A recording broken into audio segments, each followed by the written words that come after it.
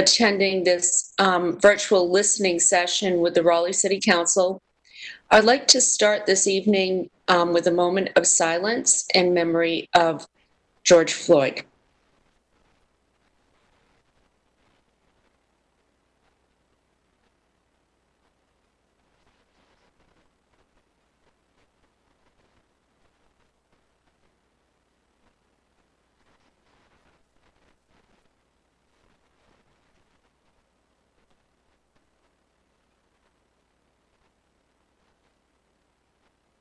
So this has been a painful and emotional week for Raleigh. Each one of us has experienced the events of the past 6 days differently. All deserve to be heard.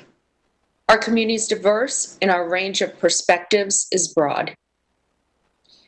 Last evening, I watched and was inspired by President Obama's town hall on police reform, and have committed to taking action on many of the specific recommendations he outlined. I look forward to working together with the Council on long overdue reforms, making appointments to the Police Advisory Board we created earlier this year. There are very important issues that need to be looked at and acted upon. Tonight, we are here to listen and to learn. Thank you for being here, and thank you for your passion and commitment to making our city a better place. This is just a first step of something much bigger that our community will build together. Let me just take a moment to review the protocol for tonight's meeting. Each speaker will have 1 minute to speak. That is less than our usual 3 minutes, but will allow us to hear from as many residents as possible. We've had more than 300 people sign up for tonight's call. We'll have a hard stop at 9:45 so staff can leave the municipal building before the 10 p.m. curfew. Also, we will not be taking any votes tonight as our only objective is to listen. Council members will not be making any statements. And while staff members have joined us on the call, they are only here to listen. We ask that you refrain from using profanity, and racist language simply will not be tolerated and will result in forfeiture of your time. I'm now going to ask Councilor Sage Martin to oversee the public comments section of the meeting, and I will close us out at the end. Thank you. Thank you, Mayor. Beth, I'm ready for the first speaker.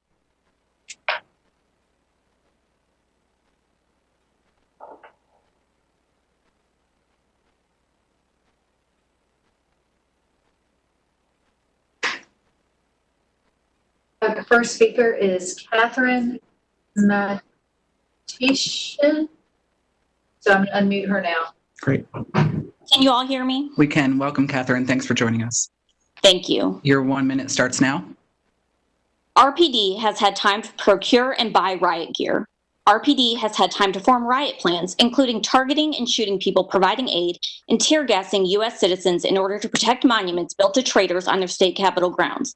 Monuments built by white women generations after the Civil War who felt cheated out of their right to own people and live out their plantation fantasies. RPD has had a time to do a lot of things except come up with a specific plan to fix their relationship with the Black community. There is literally no other profession on earth that thinks that they are completely above criticism and reproach like law enforcement does. Misconduct allegations need to be handled externally and publicly. Officers need to be obligated to report on and intervene when their colleagues are doing wrong. The tree is rotten and the branches must be pruned down to the trunk. Again, this is all on police. If any of them had had the courage to start calling their fellow officers out instead of hiding behind a thin blue line, we wouldn't be here. They have had years to fix this and do something other than complain. You need to demand a plan to fix this with specific targets, measurable goals, and accountability for not meeting them. Thank you, Catherine.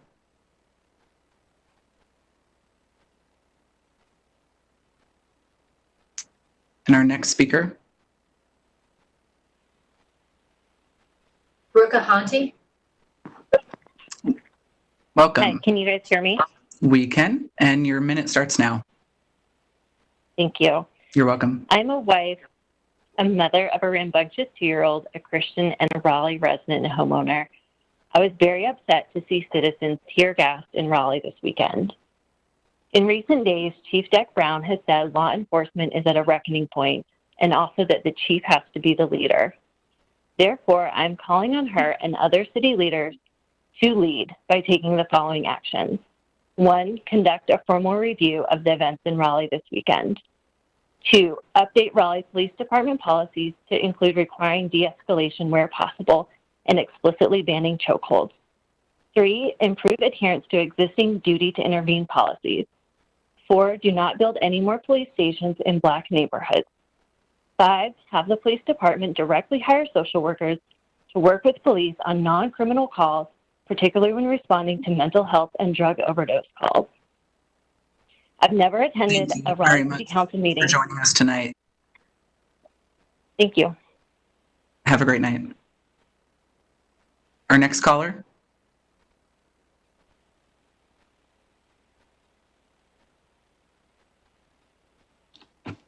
Nicholas Syracuse. Can you hear me? Welcome, Nick. Yes, we most certainly can. Thanks very much. You're welcome. In light of recent events, Raleigh has been in uproar. Amidst calls of resignation, ad hominem attacks, and polarized controversy, please recognize that our requests are not radical. They are only ethical. The budget before you reflects the violence of the status quo. It offers no progress for the Black community, but rather maintains a heavily militarized police force with little accountability. The community demands the following. First, you must vote against the proposed budget, which allocates $111 million to the RPD without questioning its implications. These dollars will be better reallocated towards affordable housing, public health solutions, and addressing the racial wealth gap with real community investment. Second, we need a police advisory board which has legitimate power. According to your own website, the board does not, quote, conduct investigations, hear testimony, or contribute to disciplinary action, nor does it respond to citizen complaints or collect data. The board must be empowered to affect policy and directly hold police accountable. Third, we demand a vote to hold an independent investigation to hold into the police response to protesters. The RPD must be held accountable. I would like to leave you with this question. Have you already decided to vote Nicholas, for joining us tonight? Thank you. You're welcome. Our next caller.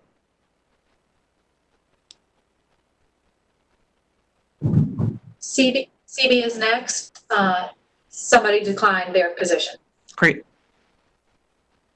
Hello, can you hear me? We most certainly can. Thanks for joining us. Okay, thank you. Hi, my name is Caroline. I'm an Asian American student at NC State who, like many people here, are appalled at the violence the Raleigh PD has inflicted on peaceful protesters. I first want to start off by asking which council member disagreed in creating a report for police brutality. Whoever it was, your concern for undermining the Raleigh Police Department was already established when protesters were tear gassed. Maybe instead of supporting the police officers who are inciting violence, you can put more support into the Black communities that are rapidly being gentrified in and around Raleigh. The destruction of property is not even comparable to the amount of Black lives that the police have taken in this state and country. How can you equate such a thing? If you want to dismantle systemic racism, defund the police. Put more money and resources into Black communities and communities of color. We're all done waiting. Thank you. Thank you so much, Caroline. Our next caller. Caitlin Phillips. Hi, Caitlin. Thanks for joining us tonight. Your 1 minute starts now. Great. Thank you for the opportunity to speak. Raleigh has taken more actions than many cities to curb police brutality. We have a use of force continuum, among other things. But the events of the past week show we still have a long way to go. With this momentum, we can take several more steps to ensure the safety of all Raleigh citizens. We should ban the use of chokeholds by police in any context, ban or restrict police from shooting at moving vehicles, and require de-escalation training not once, but regularly for all officers. These are not just bleeding heart wishes, but evidence-based policy recommendations. Campaign Zero, an organization dedicated to analysis of policing practices around the country, has found that these kinds of restrictions protect citizens' lives as well as protecting officers. As I mentioned, we already have a use of force continuum and body camera policy, but these did not come into being without deliberate action. They were in response to police-involved shooting deaths in our city. Instead of waiting for more deaths to implement new policies, there's every reason to do it now. Thank you. Thank you for joining us, Caitlin. Suzanne Botts. Hi, Suzanne. Your minute starts now. I was wondering how the jurisdiction over who has authority at the protest on Saturday. It was very peaceful. And then as people began to move, the sheriff's department came out in tactical uniforms, which immediately escalated the situation. who is actually directing the police when we have a protest, since there's National Guard and others, as well as the Sheriff's Department, the Capitol Police that might be with the legislature and the state government, and our own Raleigh Police. I think it's much better if people are in normal uniforms and not tactical gear. Thanks. Thanks so much, Suzanne. Wendell Ivory is next. Inspired conflagrations inside her doors. Were calls answered to by the city of Raleigh all too late. Instantaneously, livelihoods were destroyed, illusions of safety were exposed. The residents and businesses of downtown are all perplexed how Chief Tech and her neighbors were assigned 24/7 uniform patrol security detail in response to a large group of protesters that showed up at her door in March. However, when we needed protection against rioters, we were left to fend for ourselves. Oh, fuck. Okay, thank you for joining us, Beth. We'll move on to the next person, please.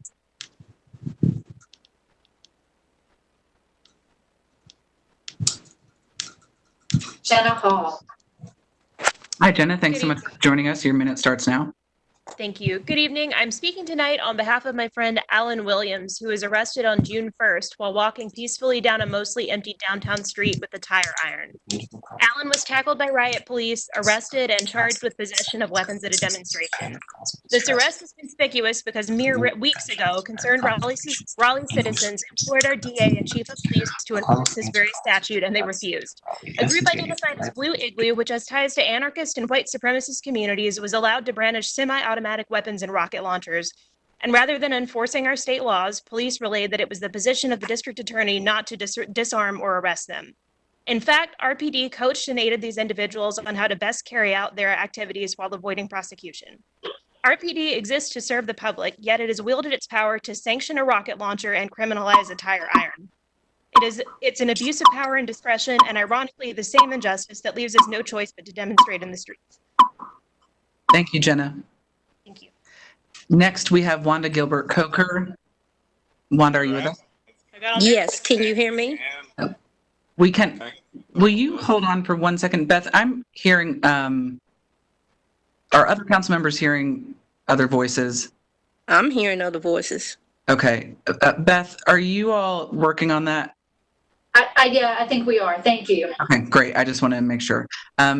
Wanda, you can go ahead. Your minute is reset and you can start now. Thank you. Because my name is Wanda Gilbert Coker, I am a Southeast Raleigh resident. And because our CACs were dismantled, the city of Raleigh has resorted to policing our voices in the community. So I'm here tonight to stand in solidarity with Raleigh demands for the removal of Chief Det Brown, but I'm also demanding the removal of Mayor Mary Ann Baldwin, because curfews are police violence and tools of the oppressor, and Black lives do matter. Thank you. Thank you, Wanda, for joining us. Next, we have Kara Kai Sanders. That's me. Can you hear me? Hi, Kai. We can. We have quite a bit of background noise, so if you could speak up, that'd be great, but your minute starts now. Perfect. Thank you so much. I lost 5 seconds, by the way. You're good.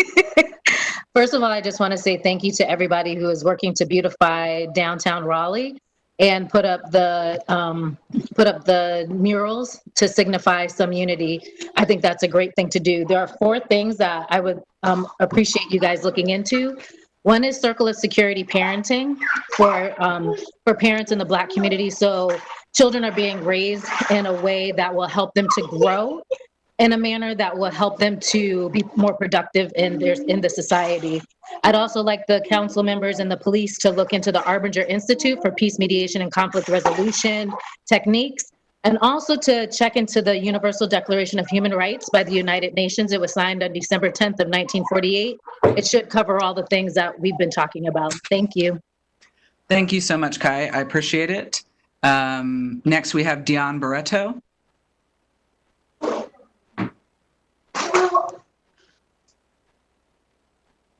Dion, are you there?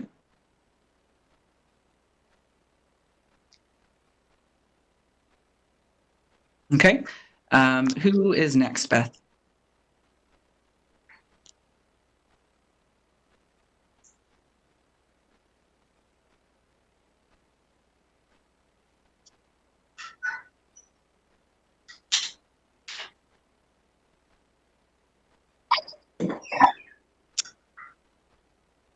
Got her. Awesome. Thank you. Laura, are you with us? Yes, I am. Thank you very much. You're welcome. Your minute's on. I would like to thank you for this opportunity. One thing I would suggest is that you all develop an actionable strategic plan that you can present to the public. A plan shows that you actually care and that you let the people know that you're willing to solve the problem and not let it go. I would suggest that you weed out the bad actors who are currently in the police force, open up all cases in the past 5 years that involve any kind of discrimination at all, and have an independent third party review the cases and make recommendations. You have to keep the bad actors out of the police force. You need a test that detects underlying discriminatory tendencies and identifies those who test high on power attributes. We have numerous educational institutions and research organizations in the Triangle that can develop such a test. You also have to have more stringent requirements to become a police officer. It's simply too easy. Trained officers must be trained to control their adrenaline levels. Thank you so much, Laura. We appreciate you joining us tonight. Next, we have Patrick Gentry. Hello. Patrick, thanks so much for joining us. Your minute starts now. Thank you very much, and thank you for the opportunity. I'd like to say a couple things real quickly. First being that as much as our police do need accountability, we do need to support them also as they protect our community and our businesses and our people in the city. We're a very diverse city, but we do have some issues of lacking in diversity, especially with the city council. We are intentionally set in odd year elections. That way the voter turnout is extremely low. We're also set with members that like to make comments to other members about their sexual orientation and their race, which is completely uncalled for. And those members should resign if they had any integrity. With this, I wish you good night and have a good day. Thanks so much for joining us, Patrick. Have a great night. Beth, who do we have next? We have Salma Ibrahim. Salma, are you there? Can you hear me? We can. Your minute starts now. A council member stated earlier this week that we shouldn't second guess police officers because those individuals are working hard. I'd like to recommend or remind our city council that we live in a democracy and second guessing authority is our right, and the indication that we shouldn't is representative of a dictatorship. An individual can work hard and do wrong. Those two things are not mutually exclusive. The lack of response and concern for that statement is deeply concerning. You need to remove this curfew that infringes on our rights, invoke independent, unbiased oversight with the power to remove police officers and hold the department accountable, reallocate funds from the outrageous $111 million police budget to underfunded human service agencies, stop providing police with military equipment, enact all 8can'twait.org policies. Our tax dollars are being used to fund violence against the people of Raleigh rather than to serve them. Stop with the empty gestures. We will not be fooled into accepting them. Until these changes are made, we will protest. This will not blow over. We are awake and focused, and will remember that our representatives chose to defend the status quo instead of representing the city of Raleigh that elected you. Thanks so much, Selma. We appreciate you joining us. Next, we have Grace Murray. Hi, can you hear me? We can. Your minute starts now. All right. I would like to express to the Raleigh City Council that I am very outraged to see the actions that have been taken, and I would like to recommend everyone in the police force as well as the City Council to review the Universal Declaration of Human Rights. And I would also like to express my solidarity with Raleigh PAC in the demands to remove Chief Deck Brown if the policies below are not immediately implemented. We demand subpoena power to the proposed oversight board to strengthen their ability to effectively review and investigate grievances through a RPD policy change. We propose that no new police stations are built in heavily Black areas and that the multiple stations close to each other in heavily Black neighborhoods are transferred, reducing the over-policing of Black Raleigh communities. We demand a policy requiring officers to intervene when a fellow cop becomes overly abusive to a detainee. And we demand an investment in the community-led health and safety strategies instead of increasing investment in police. Thank you. Thanks so much, Grace. Scott Bass, you're next. Are you with us? Yes, I am, and I hope you can hear me. I'll try to be quick. Lifelong resident of North Carolina and a lived more than half my life in the Raleigh area, have voted for many of you. And Mayor, I'm also a Red Sox fan. I know we can do better than we're doing. I work professionally with victims of violent crime and have huge respect for what law enforcement does. And I know it's not simple, but I know we can do better. And I want to yield the rest of my time to someone else who is less likely to be heard. Thank you. I just want to say go Sox. We're going to start a fight here, Mayor. Thank you, Scott, for joining us. Next, we have Christine Sloan. Thanks for having us. As someone who was born in Raleigh, I'm on the call today to ask that the City of Raleigh move beyond listening and take concrete steps to defund and reform the City of Raleigh Police Department. The proposed fiscal year 2021 police budget for the City of Raleigh is $111.7 million, representing about 19% of the total budget. In contrast, your budget proposes spending only $1.2 million on economic development and $2 million on community engagement. This is unacceptable. In addition, I urge the city to implement and enforce bans on chokeholds and strangleholds, requirements for de-escalation, and bans on shooting at moving vehicles as fundamental components of police reform. More broadly, I'd request greater transparency in what the council has already done to advance racial and economic justice in our city, and more transparency moving forward. Thank you so much, Christine. Next, we have Elliot Acosta. Hey, hello. Hey, welcome. Your minute starts now. Madam Mayor, I voted for you because I believe that you would side with the people who are oppressed. As you mentioned in your campaign, you wanted a Raleigh that was an inclusive, welcoming city for all residents. But your inaction during the protests have shown me you are not the person I voted for. To speak on police brutality while ignoring the fact that riot-geared Raleigh Police Department tear gas and shot rubber bullets into crowds of people indiscriminately is shameful. Who or what did RPD protect on Saturday or Sunday? It certainly wasn't the protesters, and from the rows of boarded-up buildings downtown, it wasn't the businesses either. To borrow from your Indy Week interview before you became mayor, is this really how we should be policing? What are we doing to facilitate conversations in communities between the police? Secondly, I just want to mention Councilperson Puffkin, your comments on Tuesday afternoon's council meeting reeked of privilege. So, thank you. Thank you, Elliot. Next, we have Stephanie Lormond. Hi, can you hear me? We can. Your minute starts now. I'm here to highlight the Raleigh Demands Justice actions led with Raleigh Pact. I also want to say this constant refrain of property damage and curfew is one that y'all use to deflect this and previous council's responsibility of your decisions to prioritize ADUs, Airbnbs, scooters, and developers like John Kane's financial interests. We're asking that Marianne Baldwin make a choice to continue to line her pockets or work for us. We demand that she resign from her role with Barnhill Construction, a developer that incentivizes putting property over Black lives. To make that possible and for the health of our local democracy long term, we demand an increase in the salaries of city councilors and mayors to full-time so that working class people can be part of the council that makes the decisions. Y'all see riot and looting. Many of us see rebellion and liberation. All across the country and right here in Raleigh, folks are done. There is no more excuses. Your time is up. Thank you. Thanks, Stephanie. Next, we have Matthew Rogers. Are you with us? Hear me? I can. Your minute starts now, Matthew. Thanks. I want to express solidarity with all those affected by state violence, especially those in the Black community. I'm here to support and echo the demands of Raleigh Pact. We demand that Chief Deck Brown be removed. These demands are not implemented immediately. We demand that subpoena power be granted to the proposed Community Oversight Board. We demand that no new police stations be built in Black communities and that those already in close proximity be transferred. We demand them implemented, requiring officers to intervene when a colleague engages in abuse towards detainees. We demand investment into community-led health and safety strategies instead of increasing investment into the police force. And finally, I just want to remind you that the use of tear gas has been banned in warfare for nearly 100 years, and the use by RPD is unconscionable. Thank you. Thank you, Matthew. Next, we have Jennifer Jones. I don't think that's right.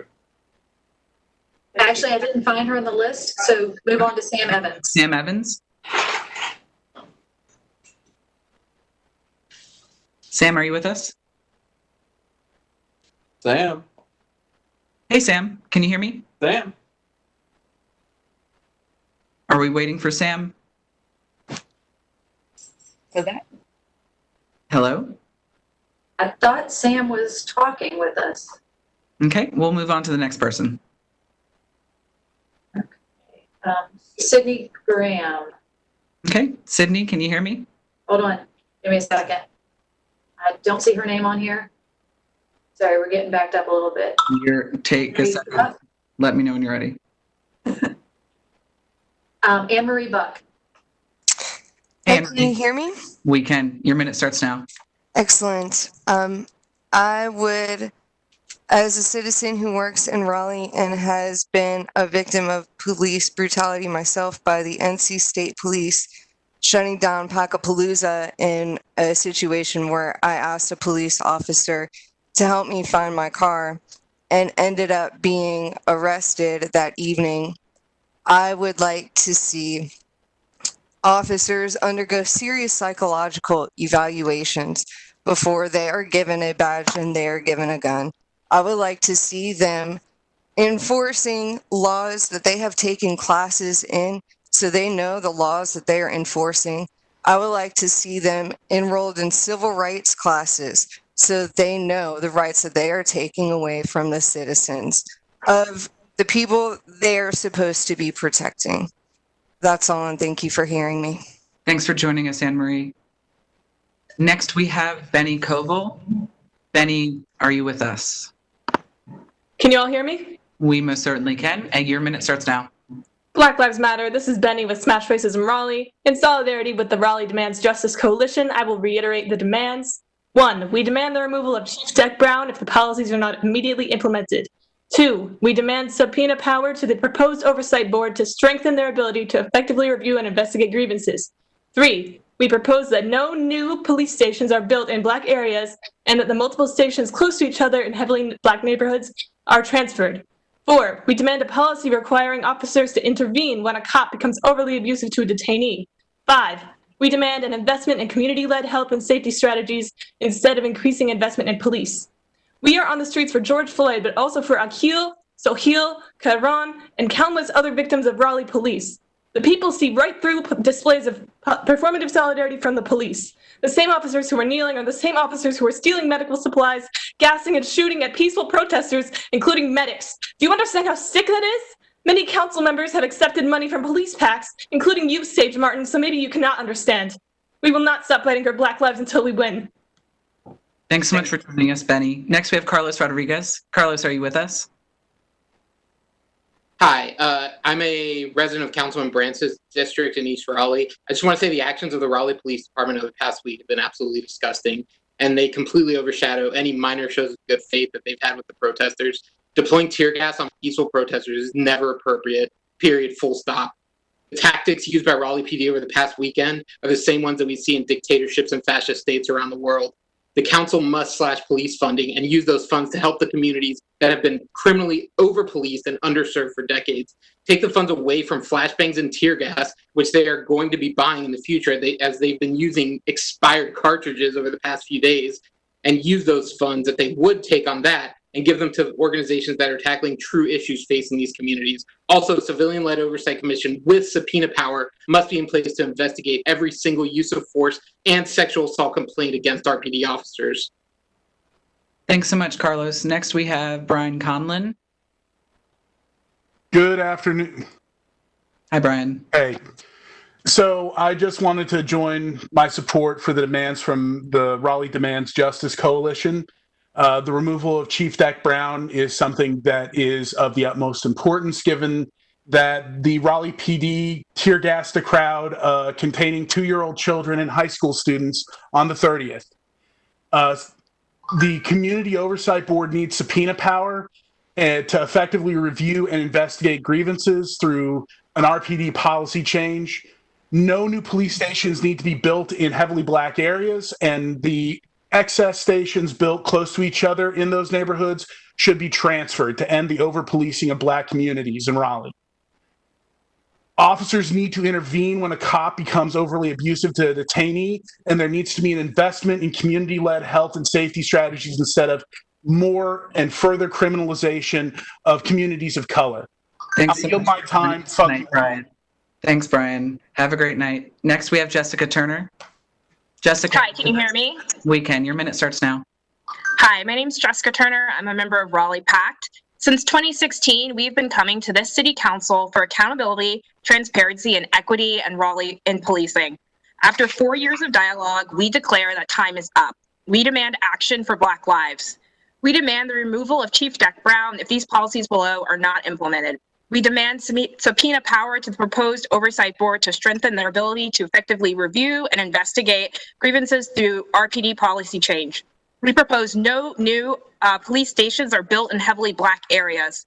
We demand a policy requiring officers to intervene when a fellow cop becomes overly abusive towards a detainee. And we demand investment in community-led health and safety strategies instead of investing in police. Defund the police. We want to remind City Council that 15 months approximately is the time for elections, and we will remember on the ballot who stood up for justice and who cowered behind their position. Thank you. Thank you so much for joining us. Beth, who do we have next? The last couple names we found have not been on the call. Okay. Give us a second. Take your time. We have Aaron Dale. Ooh. Good evening. Hi, Aaron Dale. Hey, how are you? Your minute starts now. This is Aaron Dale, and I just want to remind the Raleigh City Council, I do stand in solidarity with PAC's demands, but and the other demands that were mentioned. I won't mention them. I want to say that tear gas is a war crime and it violates the Geneva Convention. And as a military brat and a family with a sister that is a veteran and a sister that is in a family that's very much in the military myself, I'm just like totally heartbroken that it's allowed, and I'm totally heartbroken that it was done. And even hearing tonight that there were small children there, it's devastating. It's a war crime. It's abusive. It's incredibly painful. It's excruciating, and no one deserves it, particularly not a citizen of Raleigh. Thank you very much. Thanks for joining us, Aaron. Next, we have Timothy Poole. Can you hear me? We can. Your minute starts now, Timothy. I'm appalled by the violence and destruction of our community that the city council and to an even greater extent the police chief has overseen and instigated. In an attempt to address this, I will echo the demands of our community organizers at Raleigh Pact and Raleigh Demand Justice. First, if these following demands are not met, we demand that Police Chief Deck Brown be removed. Secondly, we demand subpoena power for the proposed oversight board to increase their ability to address grievances through an RPD policy change. Thirdly, we demand no new police stations be built in Black areas and that current police stations be consolidated to reduce over-policing. Fourth, we demand police officers intervene when fellow officers become abusive to detainees. Fifth, we demand investment in our community, specifically community-led health and safety programs. I yield my time. Thanks so much for joining us, Timothy. Next, we have Lindsay Saunders. Lindsay, are you on? Yes. Great. Your minute starts now. Hello, my name is Lindsay Saunders. I'm a resident and homeowner in Raleigh.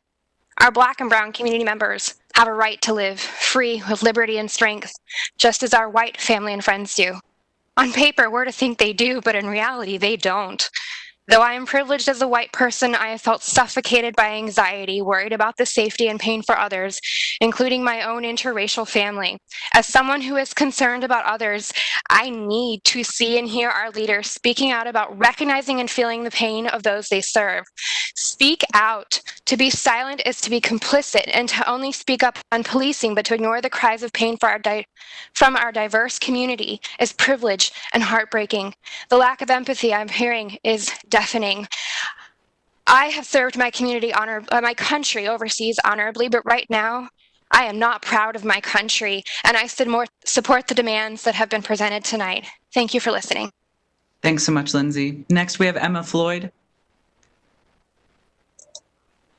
Hi, I don't want to take up too much space as a white woman on this call, but I will reiterate my support for many of the specific police reforms Other folks have already stated under Raleigh Pact the demands of Raleigh demands justice and reallocation of police funding. But beyond these specific policy changes, I would also ask that the mayor and council members consider how their actions reflect an ongoing prioritization of property and profit over Black lives. Please consider how you are more concerned with broken windows than the violent assault on peaceful protesters. Thank you. Thanks so much, Emma. Next, we have Kate Van Voorst. Can you hear me? I can. Kate, your time starts now. Distrust between the Raleigh Police Department and citizens began long before the events of this weekend. The killings of Keith Collins, Sohail Majarid, and Akil Dinkins are examples of tragic, unnecessary deaths by police brutality in our own community. I would like to voice my support for defunding the Raleigh Police Department and this should begin with disarmament. I would like to see those funds redirected from criminalization into mental health services, youth programming, and infrastructure such as transit access and housing in Black communities. As a defunding plan is developed, we need to see immediate action, including increased transparency of police internal affairs as a way for the Community Oversight Board to review and identify officers with a history of abuse of power. I also support the demands made by PACT and Raleigh demands justice. I yield the rest of my time. Thank you, Kate. Next, we have Burnett Stivers. Burnett, do we have you with us? Nope, we're going to Nina. Okay. Nina Reich. Yes, can you hear me? I can. Welcome. Your minute starts now. Okay. I just wanted to start by saying for all of you and specifically to our mayor, leaders lead and they don't hide. Being silent is complicit. The mayor has only made one appearance this whole week when she can get on Instagram and social media and just post about the curfew. And also, I was at the protest on Saturday night, and I don't think it's right for us to judge centuries of oppression based on sitting in your house. And also, at the meeting last week, the mayor seemed that one house with a bad intersection is more important than talking with emotion about what is happening. I also agree with Raleigh Pact, but I think you all need to be more present and get out of your houses and march and see what's happening, because I was there and the cops instigated this, and Marianne needs to resign and Chief Decker Brown needs to resign. Thank you, Nina, for joining us. Next, we have Sky McCullum. I didn't have enough time. Hi, can you hear me? Hi, Sky. We can. Your minute starts now. So I'm just wondering where y'all have been. Like, you've been hiding behind your computer screens while militarized police forces hurt your constituents. And I'm not just talking about this last week. You've been complicit in police violence in Raleigh since before your terms even began. For example, the Southern States Police Benevolence Association reported that David Cox, Sage Martin, and Patrick Buffkin, you have all taken thousands of dollars in campaign funding from law enforcement agencies. As much as you want to either play like you're on our side or you're neutral, you're not. If you were, you would have refused these funds because, newsflash, state-sponsored police brutality is not new. Every person the police have murdered, brutalized, tear-gassed, or shot in this city is in part due to your negligence, ignorance, greed, and refusal to listen to the Black community of Raleigh. We need you to grant the Raleigh Demands Justice Coalition and Raleigh Pact demands mentioned by other speakers earlier, or there will be no peace. You will not get to be comfortable. We will not let you be comfortable. Thank you, Sky, for joining us. In the community suffer. Andrew Bagwell.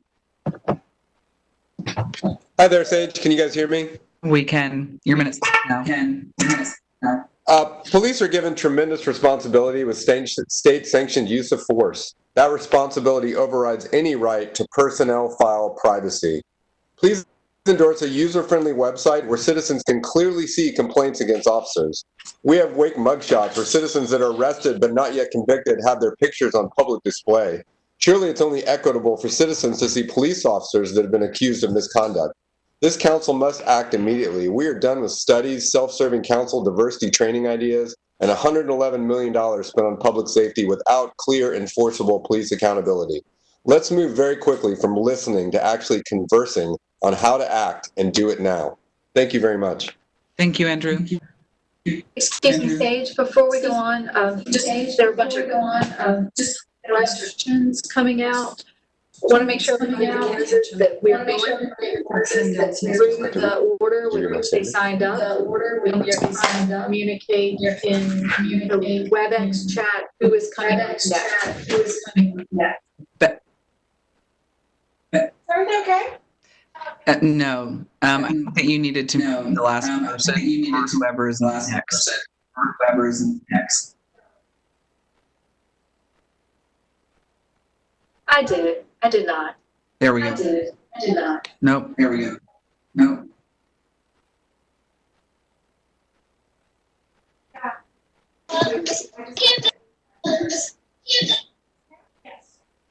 Councilor Martin. Councilor Martin.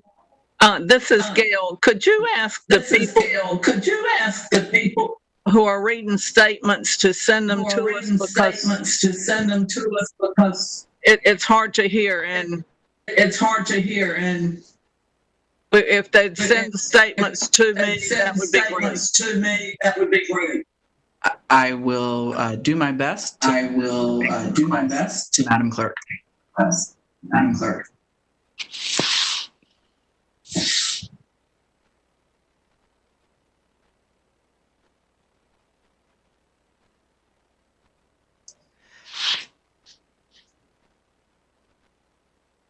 Next, we have Saga. Can you hear me? We can. Thank you. So I would like to state that I was also present.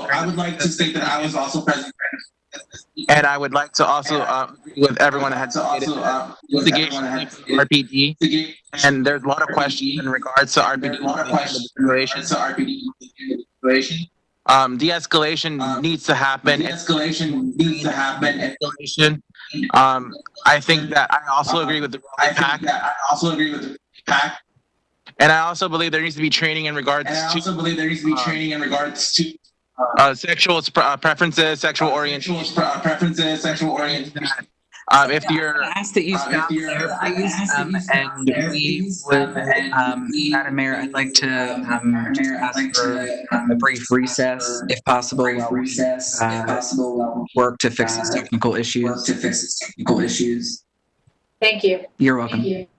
We'll take 5 minutes. Everyone that's online, if you can just wait, we'll get to you. I just want to make sure that we get to you. And that we can hear you. Thanks for the patience. Thanks.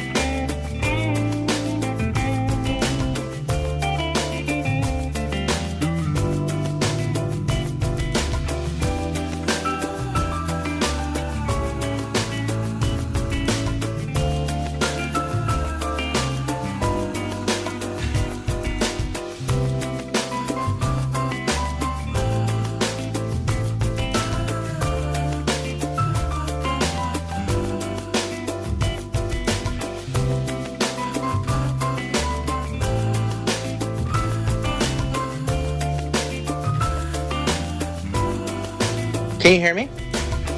I can. Your minute starts now. Thank you. Thank you for your time. I would like to just make this as fast as I can. I think we need to take a serious look into what RPD is doing and what they haven't done currently.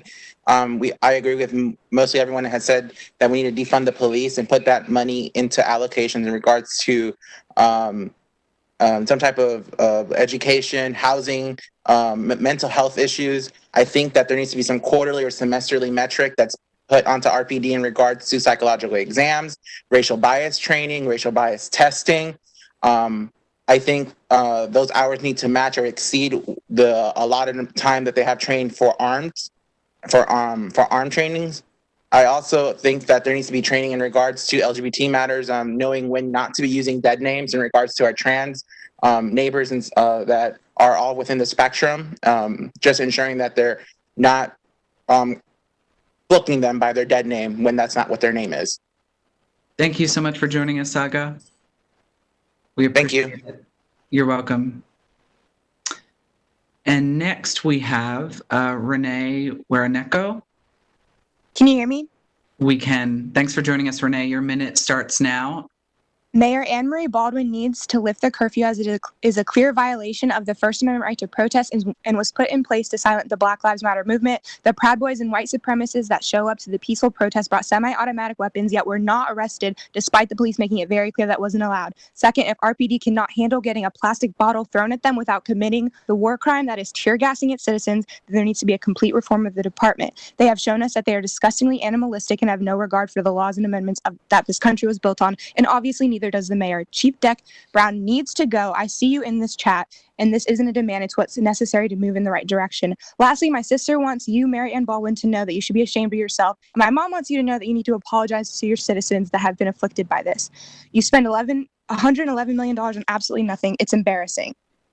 I yield my time. Thank you for joining us, Renee. Next, we have with us Mr. Carl Dahl. Hey, good evening. Good evening, Carl. Your minute starts now. Hey, I can't believe that the mayor has let the city that we live in be destroyed on Sunday night. It seemed obvious that the RPD could not control the crowd, but no curfew was called for. Then on Monday, when you did, I received no notice.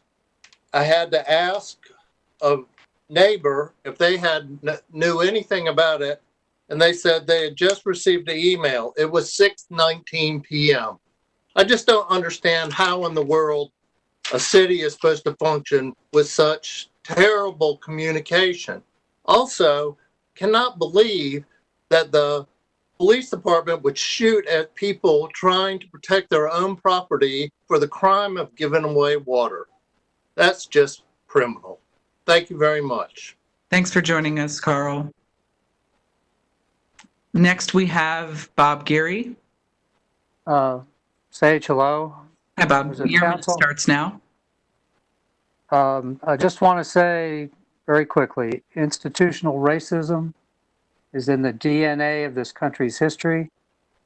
I want to say Black Lives Matter. I want to say that we need to hear Black voices in Raleigh. Thank you. Thank you, Bob. Next, we have Rolanda Bird. Hi. Hi, Sorry. Rolanda. Your minute now. Okay. The current state of the city of Raleigh is not only because of the death of George Floyd, but because of how many times we've seen the same or similar thing happen right here in our own city. Many of you have watched community leaders come before you for the last 4 years and have chosen to be silent in inaction or take inaction or weak action. Time's up. I am here, hopefully, to bear witness to you taking action to do what you should have done when Akel Dinkins' blood was spilled in 2016, and every day thereafter. We Raleigh Pack demand that Mary Ann Baldwin must make a choice, continue to line her pockets or do her work with us. We demand that she resign from her role with Barnhill Construction, a developer that incentivizes putting property before our lives, before Black lives. To make that possible and for the health of our local democracy long term, we demand an increase of the salaries Thank you, of city Rolanda, council. for joining us tonight. Your minute's up.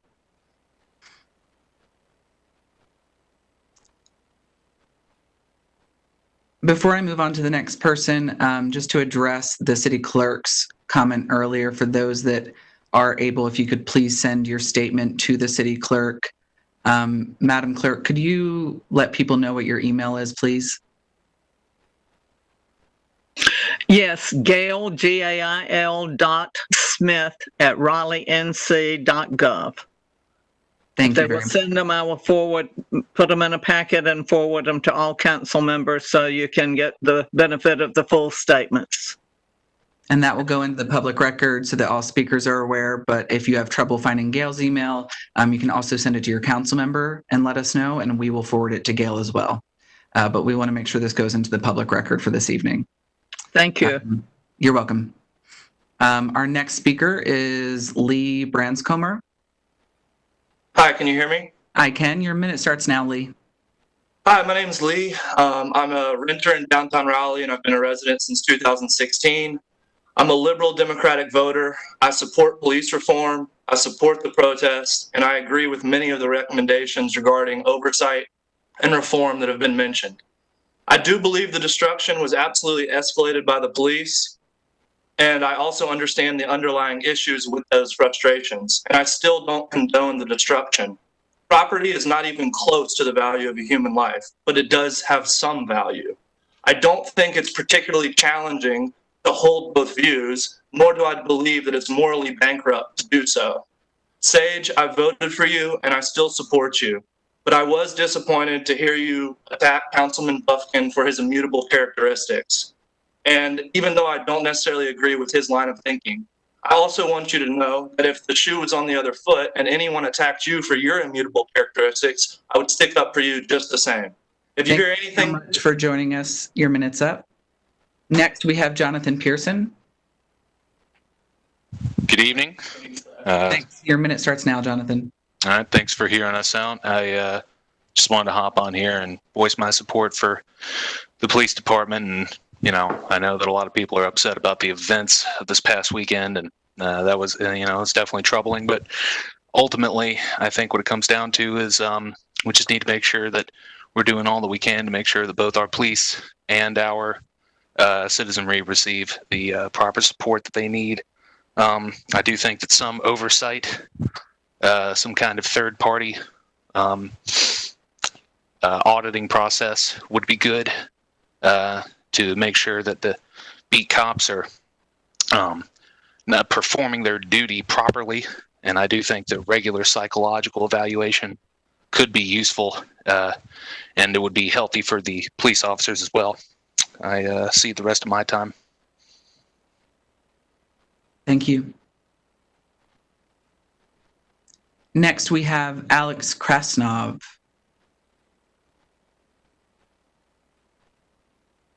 Alex, are you with us?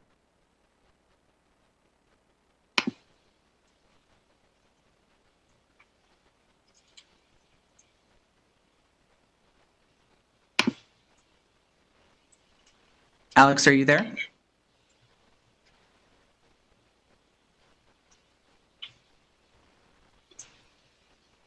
We can go on to Lee. Okay. Instead of Alex, we'll move on to Lee Dockert. Oh. That's me. Hi, good evening. My name is Lee Doshard, and I'm a resident of Raleigh. I just wanted to express my concern with the oversight of the Raleigh Police Department. I support them. I understand there are good officers, men and women who are serving the community. However, I do want to support Chief Deck Brown and just the oversight, and in addition to the policies and implementations that are already in place that restrict oversight at this point. So just looking at the different systems and rules and policies that are in place, I would encourage the council to do that. Thank you. I yield the remainder of my time. Thanks so much for joining us, Lee. Give us a second. The last Please. names have not been there. Of course, take your time.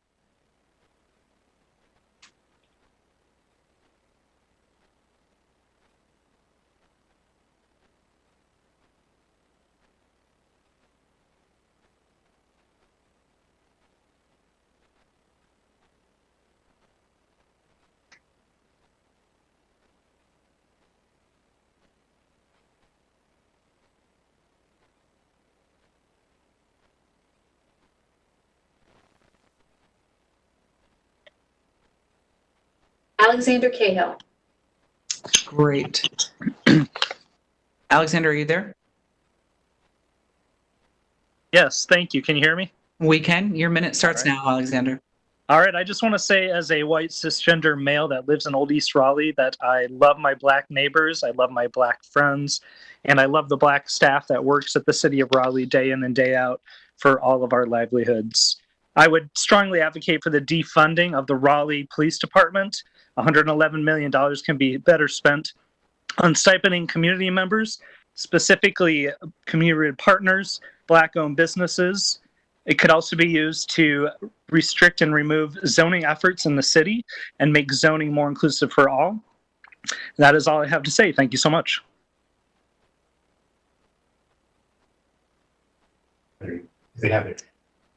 Thank you so much. I was working on the statement for the public record, and it came to my realization that everyone used their email to sign up for this, and so it is possible for us to send out an email tonight or tomorrow or in the coming days to remind folks to submit their statement to the clerk. So you'll be hearing from us as well in the coming days if you forget. So fret not. Next, we'll hear from Christine Sizemore. Hello, can you hear me? We can. Your minute starts now. Thank you for taking my question and comment. There seem to be no rules of engagement, and I found the tactics and tools used against fellow citizens abhorrent. And in my opinion, the police provoked far more violence than they prevented. It's a police force and not a military. So my question is, does Raleigh plan to review their use of force policies for their law enforcement? Thank you, and I yield my time. Thank you, Christine. We have Jose Gonzalez. Thank you. Jose, thanks for joining us tonight. Are you with us? Hi, yes, I'm Jose Gonzalez. I'm a resident of Raleigh. Black Lives Matter. I would like to reiterate a few things here. We demand the removal of Chief Deck Brown. We demand subpoena power to proposed oversight boards to strengthen their ability to effectively review and investigate grievances through an RPD policy change. We propose that no new police stations are built in heavily black areas and that the multiple stations close to each other in heavily black neighborhoods are transferred, reducing the overpolicing of black Raleigh communities. We also demand a policy requiring officers to intervene when a fellow cop becomes overly abusive to a detainee. And we demand an investment in community-led health and safety communities instead of increasing investment in police. Thank you. Thank you so much for joining us. Next, we have Gio Storelli. Hi, Hi, welcome. Your minute starts now. Okay, yes. I'm here in solidarity with Raleigh Pact and all the other groups calling for defunding the police. I would also like to call upon the city to investigate white supremacist activity that has been noted around the city. And yeah, I'll be sending the statement in full for the council to read, and I will yield the rest of my time. Thank you, Gilles. Next, we have Kristen Hill. Hi, can you hear me? We can. Thanks so much for joining us. Your minute starts now. Thank you. I'm an organizer and I am disgusted by the leadership of the city, mostly from Mayor Baldwin. I've attended the protests in Durham and they've been nothing but peaceful because the police department has been hands off to let us exercise our First Amendment right. To Mayor Baldwin, you could really learn from Mayor Schewel, especially when it comes to working with the community. If you want to be a real advocate for the Black community in Raleigh, you need to advocate for defunding of the police so you can allocate more funding for better public transportation, more affordable and accessible housing, and making Raleigh greener. Mayor Baldwin, if you do not actually value Black lives, then you do not deserve to be serving them or anyone for that matter. So please resign. Thank you so much for joining us, Kristen. This is... Yay! Yay is right. We're still live. Just FYI. I want to save you from embarrassment. Someone else asked me if the meeting was being recorded, and the answer is yes. So the meeting is being recorded. It's obviously being live broadcast, but it will also be available on YouTube. And Raleigh has its own website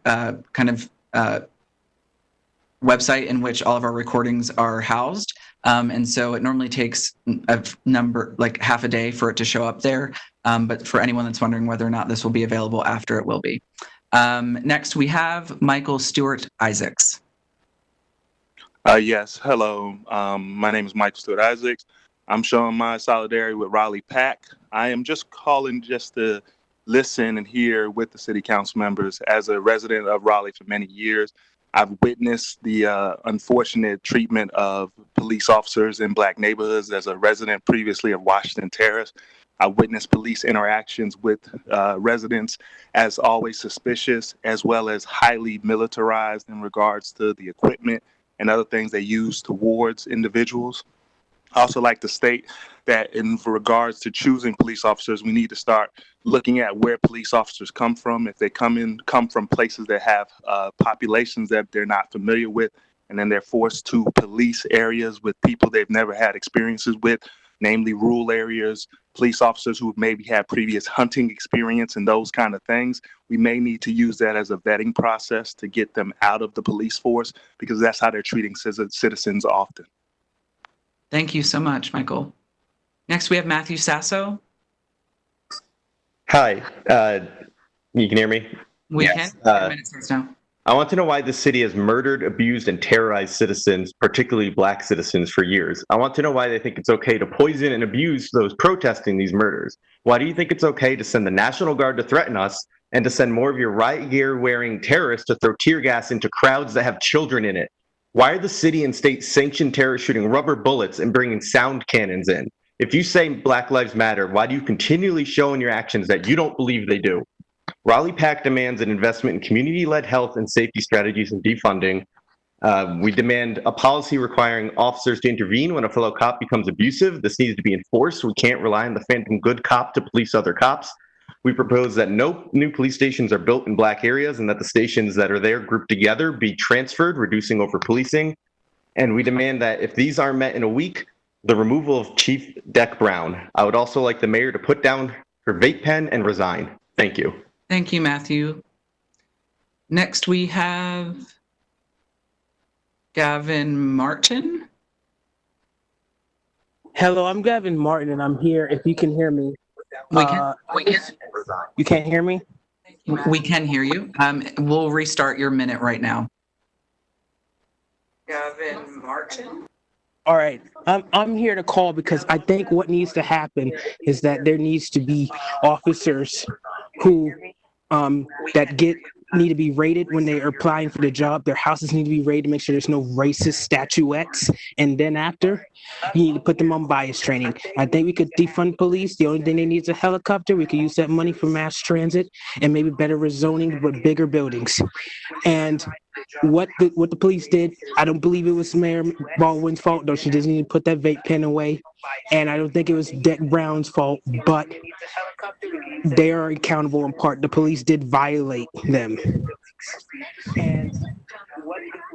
I yield my time.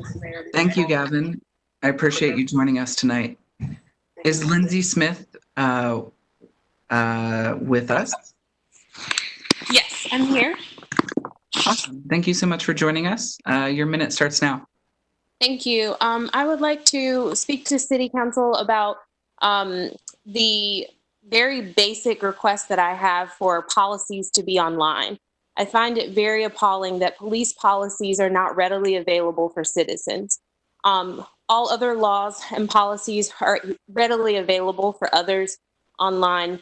But however, when I seek to figure out what policies are in place for police officers, I'm not able to find that readily online. I also would love to see some sort of tracking for police infractions so that they would be able to have earlier intervention of officers who may have problems so that training could be put in place for those officers. I yield the rest of my time. Thank you so much, Lindsay. Next, we have Andrew Hicks. Hey. Hi, Andrew. You're with us, and your minute starts now. Okay, first, 5 demands in solidarity with Raleigh Demands Justice. First, remove Chief Deck Brown if these policies are not implemented. Second, strengthen the Community Oversight Board with subpoena power. Third, end over-policing by building 0 new police stations and transferring stations crammed into Black communities. Fourth, require officers to intervene when other cops are abusive. And last, divert funding for police into community-led health and safety strategies instead. Next, your curfew doesn't close businesses, but it also doesn't exempt workers. So now they have to risk their jobs or risk arbitrary arrest by any cop that feels like it. Drop it now. Finally, the 8 can't wait reforms are weak. They're the bare minimum, and we must demand more. Even though Raleigh currently implements 5 of them, last weekend cops used expired CS gas on crowds, including children, students, reporters, and the elderly, and then capped that off by firing on a local queer bar for daring to provide water and first aid. Kneeling with protesters doesn't even start to excuse this. It's pathetic. These officers must be held accountable. Those who stood by should be ashamed. A good cop would not have complied with those orders. A good cop would have quit, but as far as I know, no one did. Thank you, Andrew, for joining us tonight. Next, we have Emery Harwell. All right. I'm here in support of Raleigh Pact. I want to start by saying Black Lives Matter. I'm going to also reiterate the demands of Raleigh Pact. We demand the removal of Chief Deck Brown if the policies are not met immediately. We demand subpoena power for the proposed oversight board to strengthen their ability to effectively review and investigate grievances. We propose that no new police stations are built in heavily Black areas and that the other multiple stations close to each other in heavily Black neighborhoods in Raleigh are transferred to reduce the over-policing of Black communities. We demand a policy requiring officers to intervene when one of their little piggy comrades becomes overly abusive to detainees. We demand an investment in community-led health and safety strategies instead of increasing investment in police. We are on the streets not just for George Floyd, but for Akil, Sohail, and Kyron, and countless other victims of Raleigh police. We will not stop fighting for Black lives until we win. We're not impressed by your shows of solidarity, and we see right through them. The same officers who are kneeling are the same officers sending medical supplies, gassing, and shooting at peaceful protesters. Thank you, Emery. Next, we have Christina Rush. Mm-hmm. You know, so yeah, so it's Christina, are you with us? If this hadn't happened with George Floyd, Yeah. Christina Rush, it's going to are you be there? a bigger reckoning with the country. All right, we'll move on to the next person.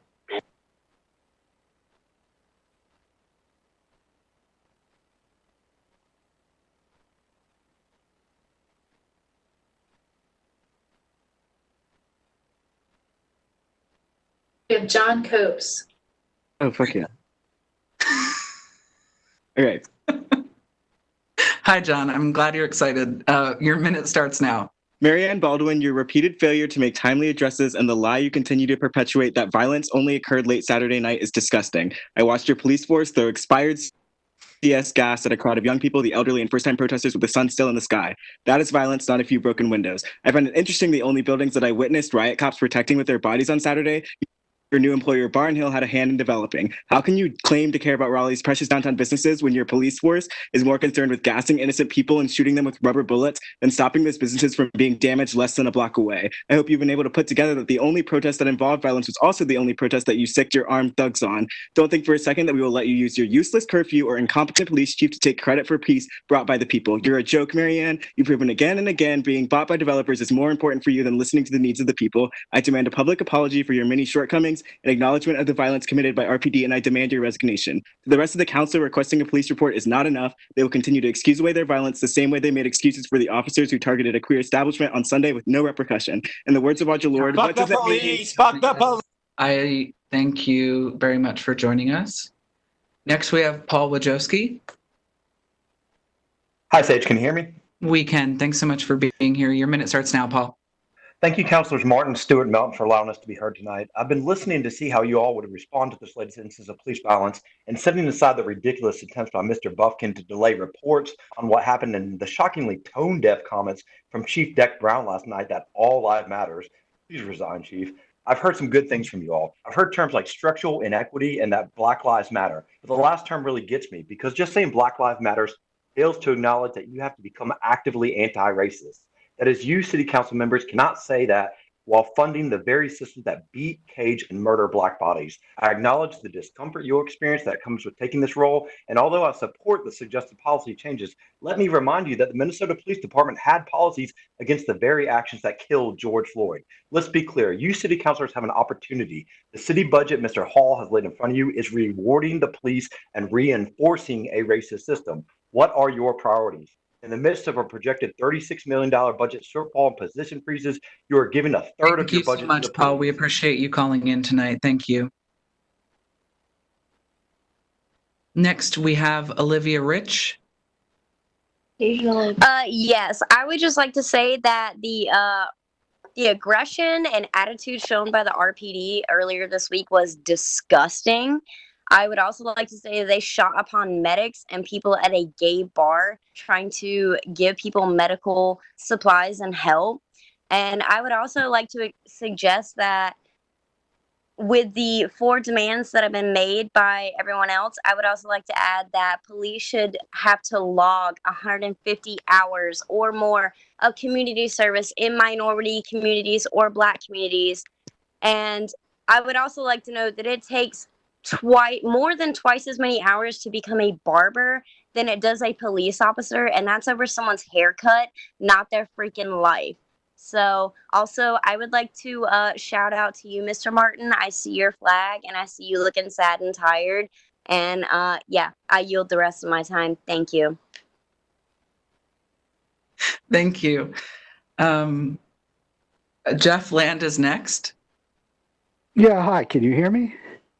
We can, Jeff. Thanks for joining us. Your minute starts now. No. I mean, can you really hear me? Oh, we can really. 8 years ago, when Raleigh PAC sponsored a poetry reading, I explained to you that poets are speakers of last resort when London Bridge is falling down, and we called on our poets to help you with your listening skills. But in all honesty, you haven't been paying any attention. So here we are again.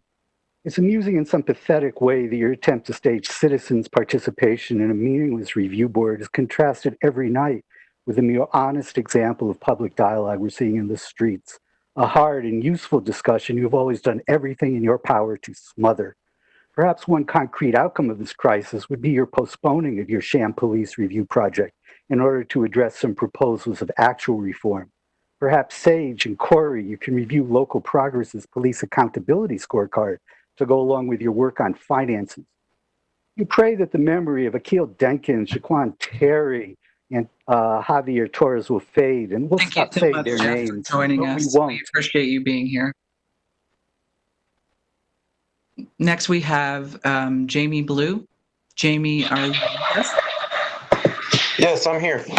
Great. Your minute starts now, Jamie.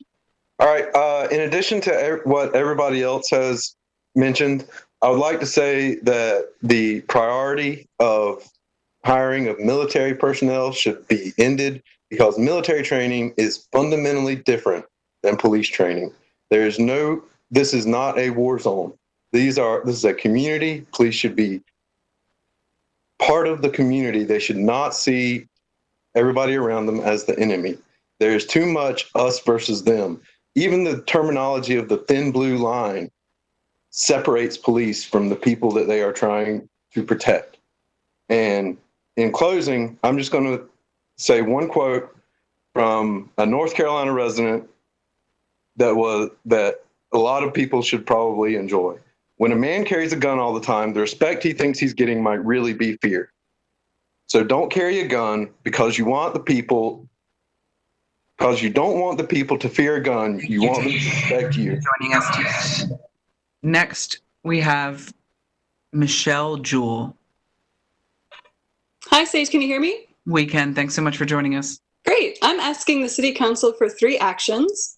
First, to require an investigation of all uses of tear gas by RPD for misconduct. Second, to require that the RPD accepts full liability for healthcare costs and lost wages of victims of tear gas. And third, to ban the use of all chemical weapons, especially tear gas, in its unregulated explosive canister form from the streets of Raleigh completely. A 2017 systematic review of 5,131 tear gas injuries found that 1 in 100 result in permanent disabilities, either from exposure to the chemicals or harm caused by the projectiles. Currently, there are no regulations for tear gas manufacturers, and the same review found that the volume and concentrations of chemicals varies widely. Yet tear gas is used regularly, as we saw in Raleigh this week. It's an unregulated chemical weapon that risks the lives and well-being of everyone who's exposed to it, and it ignites the very behavior it purports to discourage. Thank you so much for joining us, Suzanne. Next, we have Donna Bailey. Sorry, no, Suzanne Adley Warwick.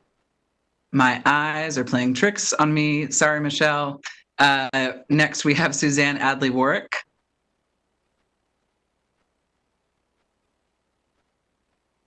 Suzanne, are you with us?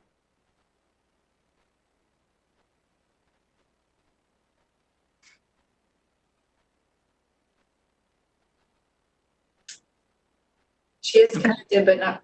Oh, okay, then let's move on to Donna, please.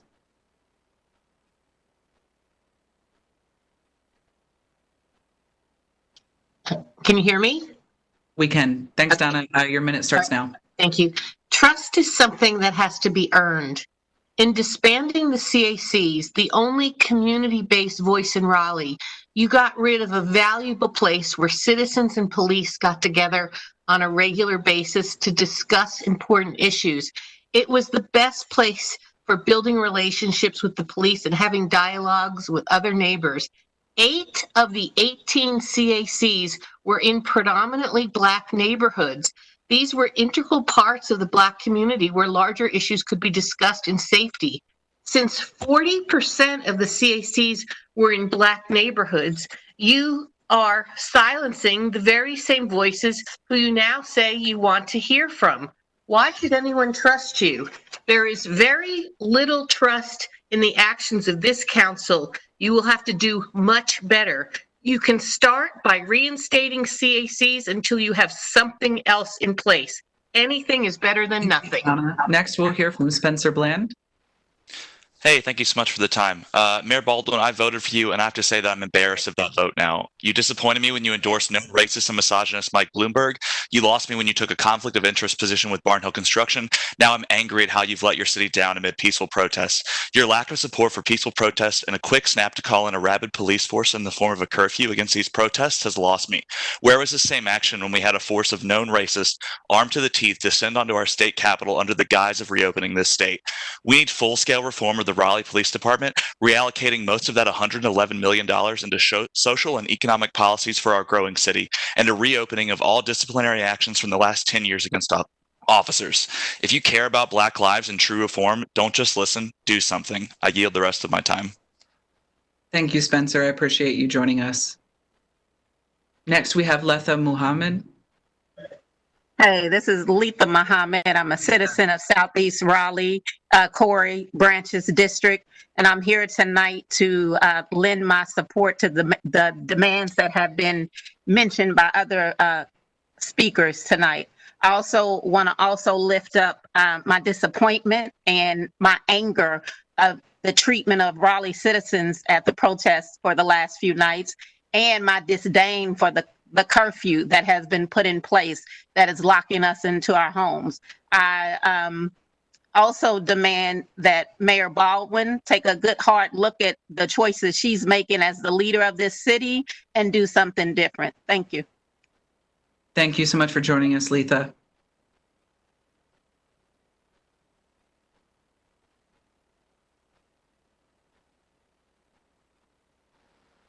Just give us a second to catch up with the list. Bailey Baker.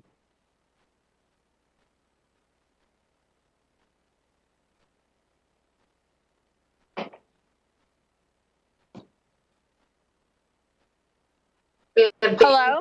We have Bailey Baker. Hi, Bailey. Thanks so much for joining us. Are you there? Hello, can you hear me? We can. Your minute starts now, Bailey.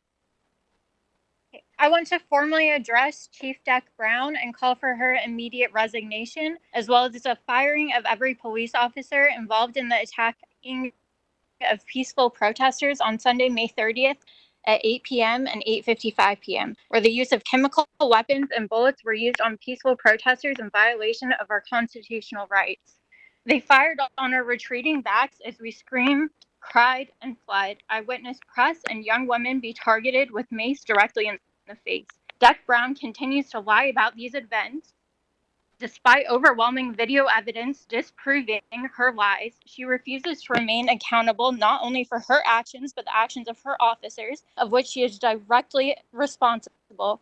I support Raleigh Pact and condemn Deck Brown for her response. Black lives do matter. I want to emphasize the fact that protesters were sitting on the ground saying, "Don't shoot," as the police shot on us with absolutely no warning. Thank you so much for joining us, Bailey. We appreciate you being here tonight. Thank you so much, Bailey. Thank you for joining us tonight. Next, we have Karaya. Karaya, are you with us? Not yet, I don't think. Unless, can you hear me? Can you hear me? Okay, good. So your minute will start now. Okay, great. Thank you. I was born in Raleigh. I've lived here my whole life. There's protesting going on right now, which is where most of the Black Raleigh citizens are. I'll be joining them again after this. Yesterday, I was actively tear gassed on Fayetteville Street. The police are escalating the issue. Our police have destroyed medical camps like at Ruby Deluxe on Salisbury Street. Our police are unafraid to say out loud that they do not care, and there's overwhelming video documenting it. You sitting in your comfortable home, you scratching your face, I've been watching you. You don't care. You're reacting only because we are getting loud. We're supposed to be coming together to get through a highly contagious lung virus, and yet every one of you have not fought the use of tear gas. Today, I have found the proposed budget for our taxes. The police need to be defunded, started with the military gear. Like in Los Angeles, check the news. It's happening right now. They've defunded it by $150 million. I'll go ahead and stop now. Thank you so much for joining us. Next, we have Joseph Gallo. What? Joey doesn't even live here. I know this guy. Okay. I went to school with him. He lives in Did you sign up then instead? Okay. Beth, we will move on to the next person. Imagine your connection breaks out right when it's your turn. I would cry. I was so worried that was gonna happen to me. I was so happy. When you said it, can you hear me? Did whoever lives with Joseph Gallo, you're on and we can hear you. Waited in call.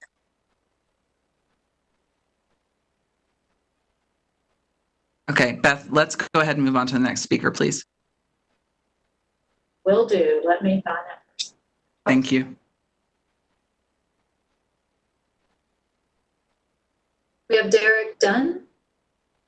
Hi, Derek. Welcome. Your minute starts now. Hi, thank you. I stand with Raleigh Pact and Raleigh Demands Justice. Following these five, in support of these five demands, we demand the removal of Chief Deck Brown if policies below are not immediately implemented. We demand subpoena power to the proposed oversight board to strengthen their ability to effectively review and investigate grievances through an RPD policy change. We propose that no new police stations are built in heavily black areas and that the multiple stations close to each other in heavily black neighborhoods are transferred. We demand a policy requiring officers to intervene when a fellow cop becomes overly abusive to a detainee.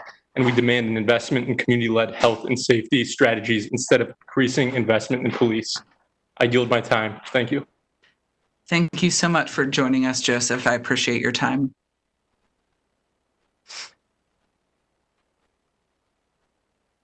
Next, we have Lauren Frey. Can you hear me? They hear you. Hi, I'm Lauren Frey. I'm a lifelong resident of Raleigh, and I have 3 points for you all tonight.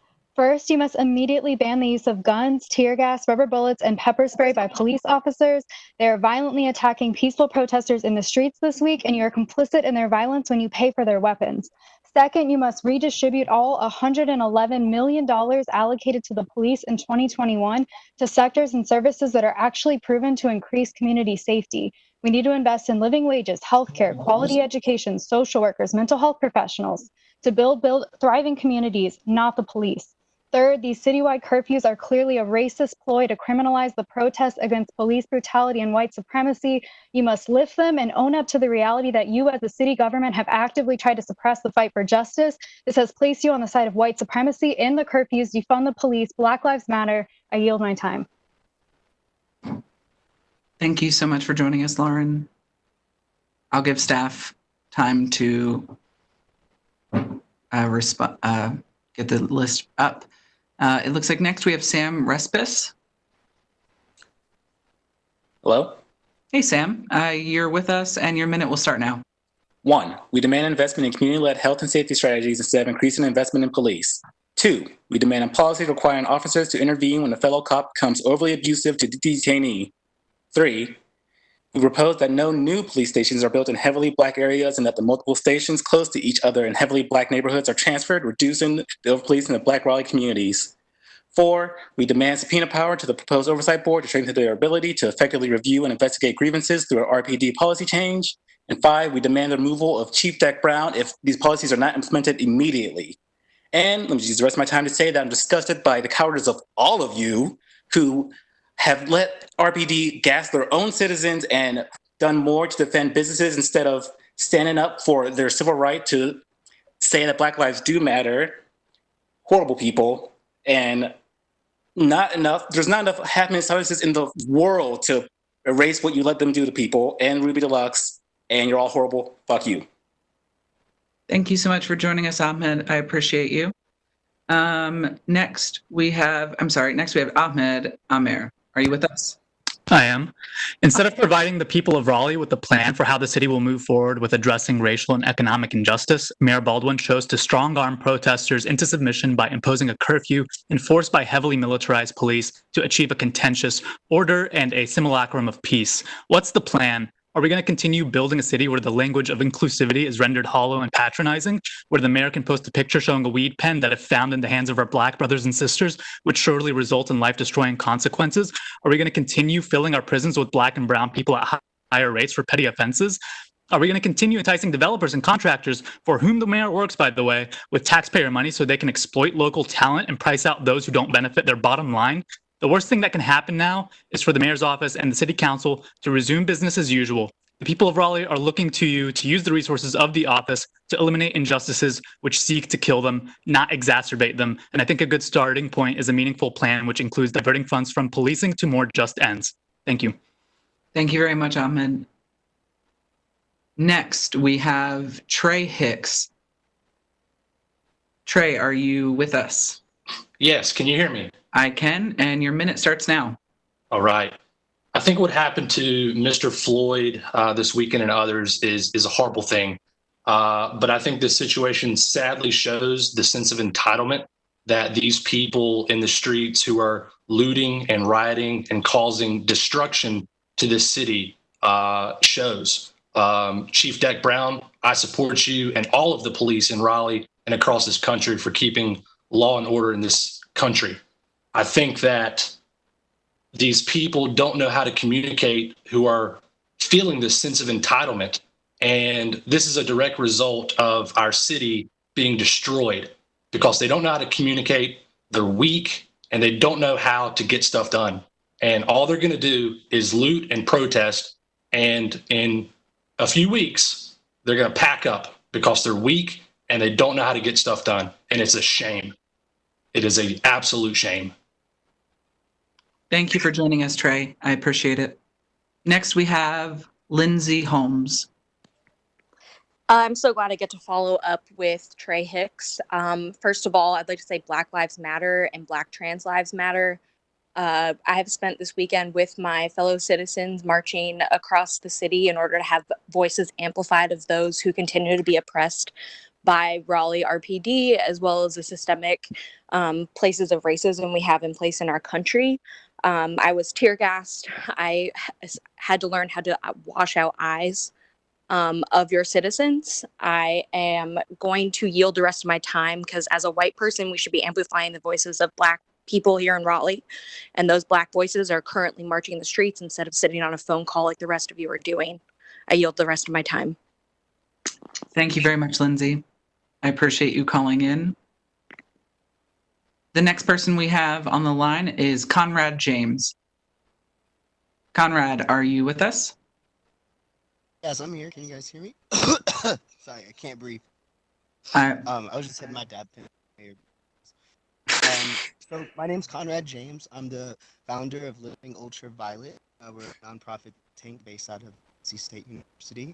Beth, can we please pause this time? Conrad, it's incredibly hard to hear you. I don't know if you're using a microphone or if you can speak up, but it's nearly impossible to hear you. Can you try again? Yeah, can you hear me now? A little bit better. Hold on, wait. Is that better? No. One more time. There, that's good. That's the only thing I can do right here. There we go. That's good. Do that, and we'll start your time over right now. No problem. So my name's Conrad James. I'm the founder of Living Ultraviolet. We're a nonprofit think tank based out of Raleigh, North Carolina, that stands up for underserved communities. Right now, what we're doing is forcing demands that need to be met in order to meet the same type of demands that happen at Geneva Convention.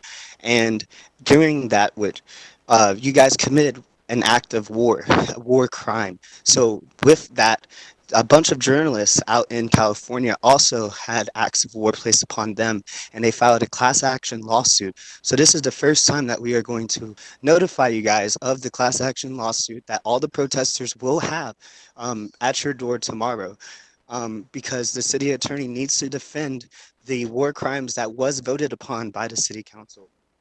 Thank you so much for joining us, Conrad. I appreciate it, and I'm sorry about the technical difficulties in the beginning. Have a good night. Next, we have Lisa Angel. Lisa, are you there? Awesome. We can hear you, and your minute starts now. Okay, great.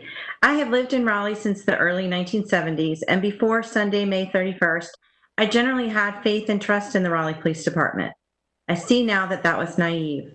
That trust was completely shattered when I watched non-violent protesters be repeatedly assaulted with tear gas. I was and am completely horrified.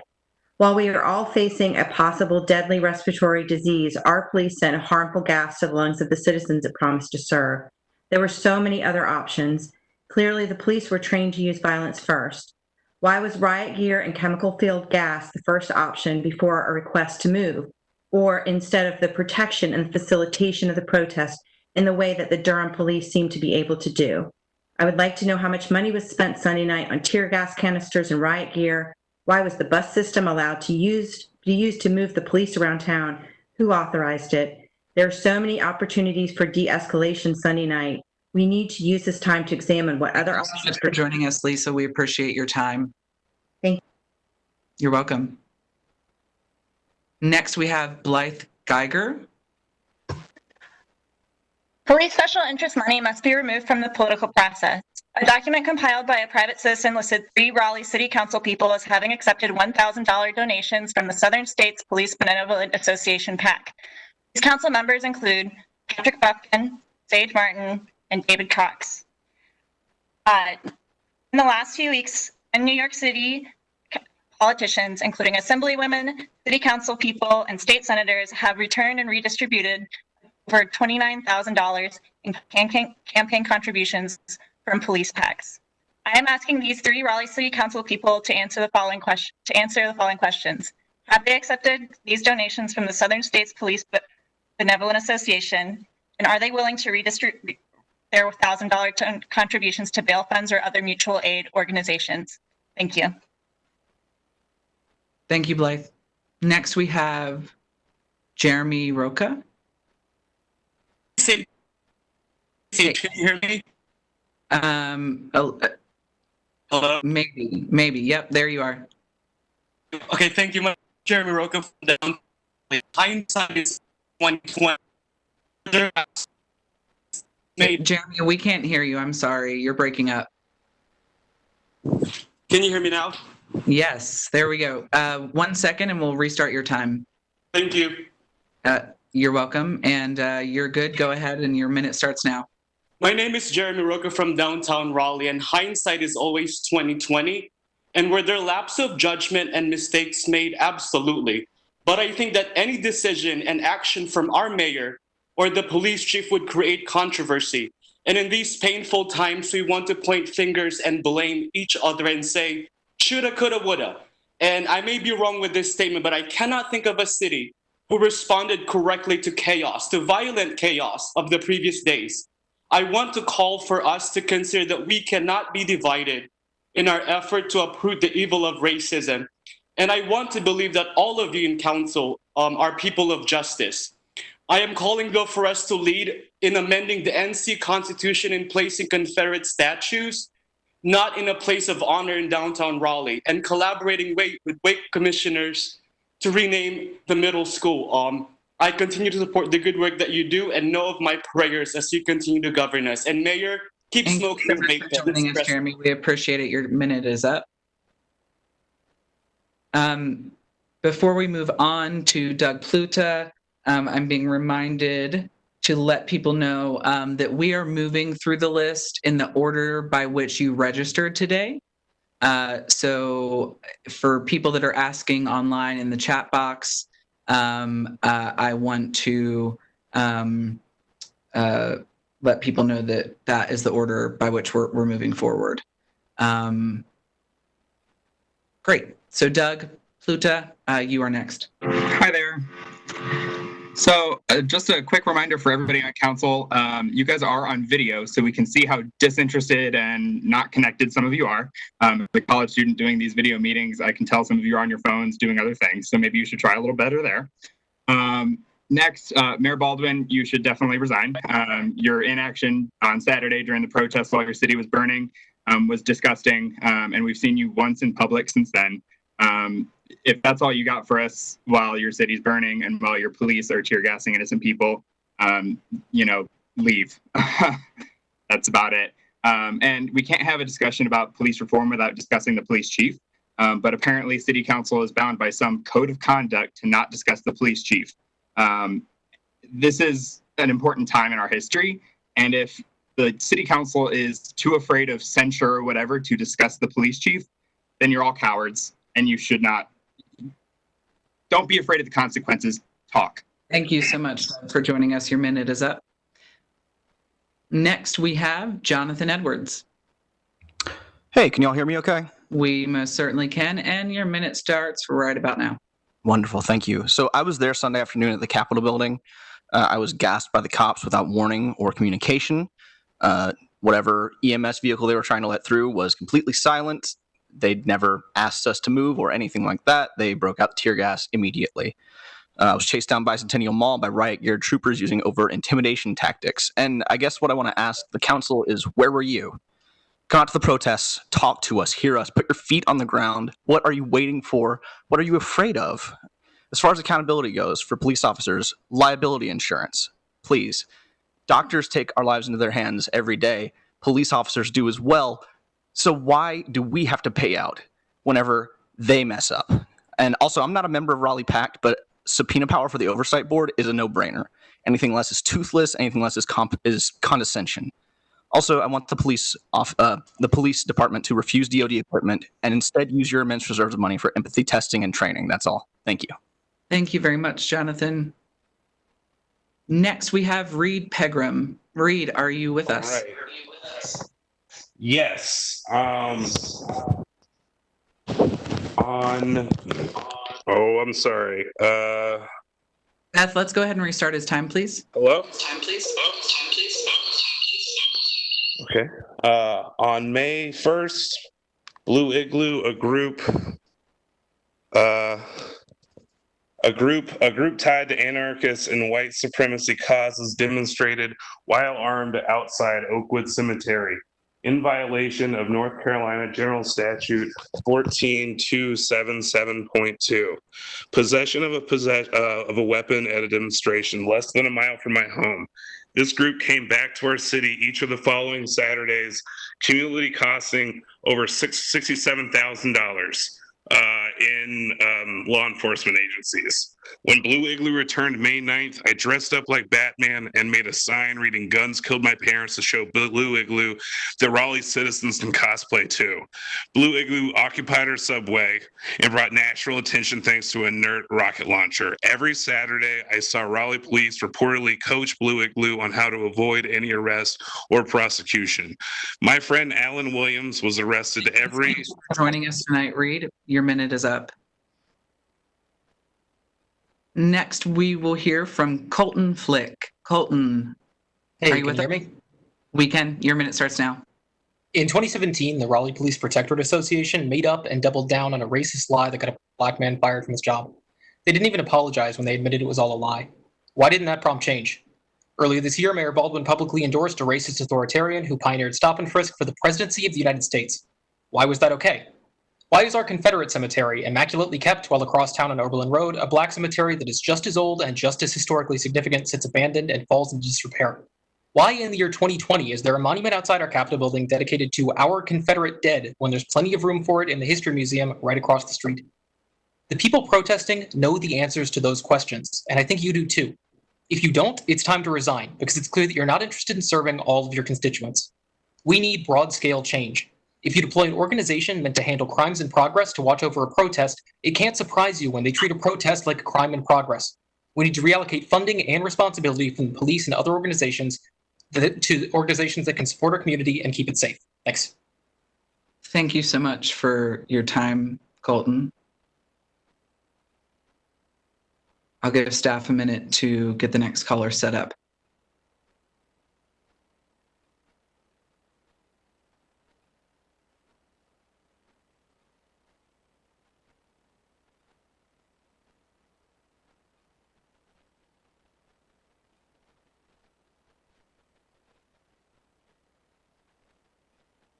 We have Ivana Gonzalez. Great.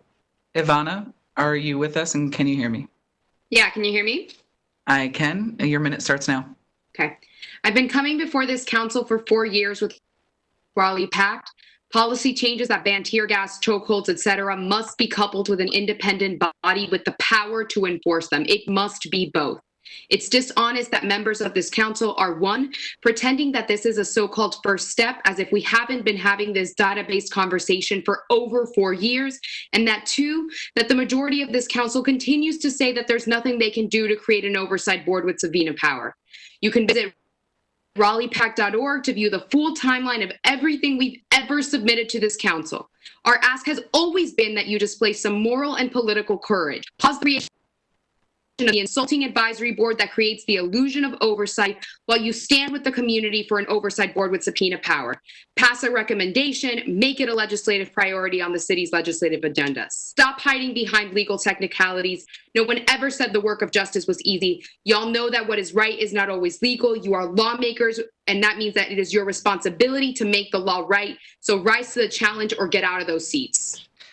Thank you so much, Ivana. At this point, we are going to take a 5-minute recess so that staff can respond to some challenges that they're having. And if council could be ready to be back on in by 9:02, that'd be great. Thanks.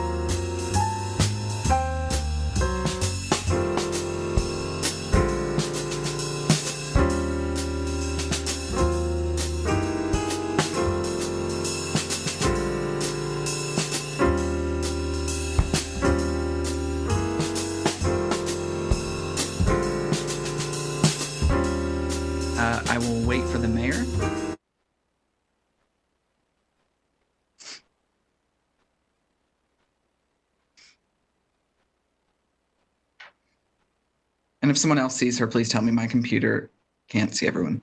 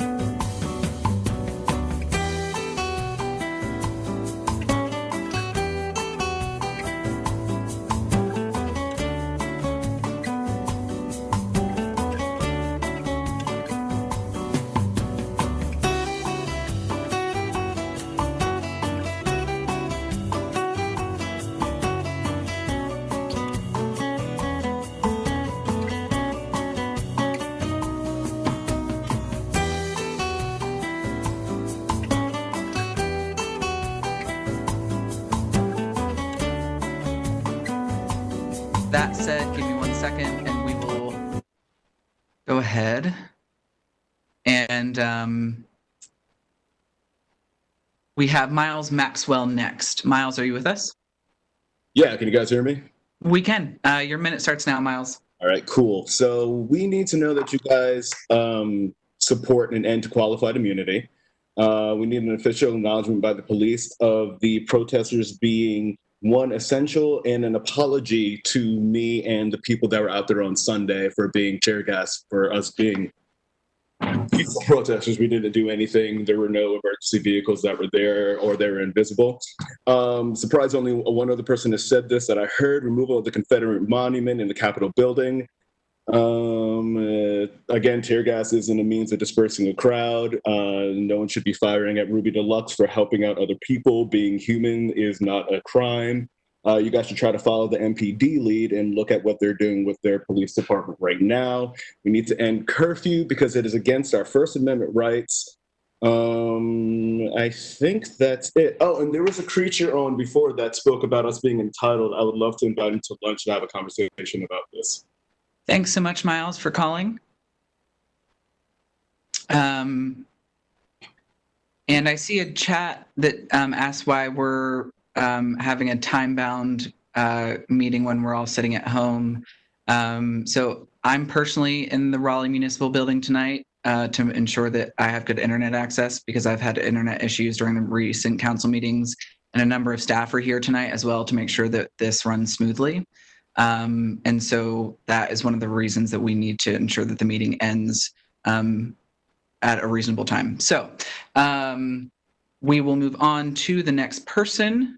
Sage, before you do, I've been on and I couldn't unmute before. I can unmute now, but Great. I'm wondering if you can see me on screen. Yep, we can hear you and see you now. You're good. Okay, thank you. Yeah, and I'll text you if for some reason that goes away. Who do we? Okay. Thanks, Beth. We have Geraldine Alshami. Good afternoon. Can you hear me? We can. Your 1 minute starts now. All right. I just want to say to you that I've just refrained from saying a lot, but just want to offer you the results or a prayer or prophecy, really.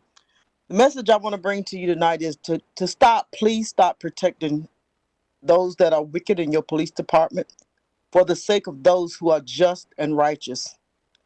Your lack of just judgment dishonor this whole entire city, the department, the government, and those who live here. It really dishonors those who serve the police department with dignity and respect. You have put in place an oversight board with no power, with the appearance of bringing justice upon wicked officers that harass and oppress the people in the city. You adhere to unjust laws and take bribes for judgment. You lust for more and more money, power, and position. And that exposes. Thank you so much, Geraldine, for joining us tonight, but your minute is up. You're welcome. Thanks. Next, we have Leslie Castro. Can you Leslie, hear me? are you with us? We can, and your minute starts now. Thank you. I want to speak regarding an event that me and my partner witnessed Monday, June 1st in downtown Raleigh around 9:40 p.m. Me and my partner were driving towards a broken down car. We were not aware we were breaking curfew because we had not received any alert from the city about the curfew. We turned onto South Wilmington Street where a cop car suddenly pulled out in front of us to block a group of black men walking along the sidewalk. The men turned to walk away and at least 3 policemen got out of the car to approach the black men with aggressive tones and their hands automatically at their guns. By contrast, one of the police officers looked at my partner, a white man, and me, a light-skinned Mexican Native American woman, and told us we could drive past the scene. I believe the cops are racially profiling the men. If the cops had stopped to question the black men, they neglected to question us. I am sure this incident is just one of many over the past week, and it is unacceptable, especially in the wake of last weekend's protest and the violence committed by Raleigh police towards peaceful protesters. Black Lives Matter, thank you, City Council, and thank you, Sage, for the pride flag. Thanks so much for calling in. Next, we have Faith Bradley. Hello, can you hear me? We can. Your minute starts now, Faith. On Saturday, I was marching along McDowell Street where RPD dressed in riot gear fired tear gas at protesters in broad daylight in an attempt to avoid further escalation, and out of my own fear because RPD were obviously prepared to inflict harm, I continued walking up the empty block where a tear gas canister was already deployed in what I assume was an attempt to cut off the march and corral protesters. I ran up the street to avoid the fumes where I saw a child with their caretakers pouring water into their eyes because they were crying from the fumes. RPD's actions were violent and irresponsible, and the claims that bricks were thrown is completely untrue. The throwing of water bottles at cops who are dressed in riot gear does not warrant the use of a chemical weapon that is banned by the Geneva Convention on Warfare and that is also known to be an abortifacient and incredibly dangerous to children. The fact that tear gas continued to be deployed during protests in Raleigh about a man whose last words were "I can't breathe," and during a pandemic that targets our respiratory systems is sick. Thank you. Thank you for joining us. Beth, I've lost my place. Will you help me? Sure, we're at Ellis Driver. Thank you. Ellis, if you're with us, let me know. We can. Your minute starts now.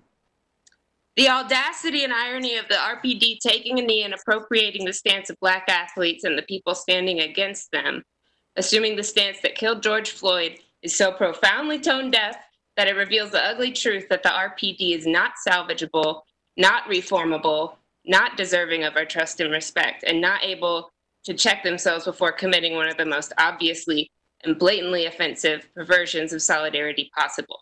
We do not need you. We are safer without you. Defund the police. And for all the white people clapping, for the officers taking the very same murder stance that killed George Floyd and ignited these protests, you need to look really hard at the place where your heart should be and rip out whatever toxic vestige of white supremacy is there instead. Do better. I yield my time. Fuck you.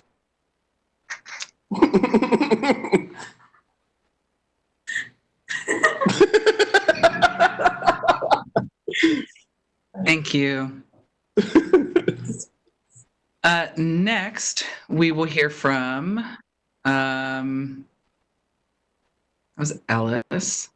I'll give staff a minute to catch up.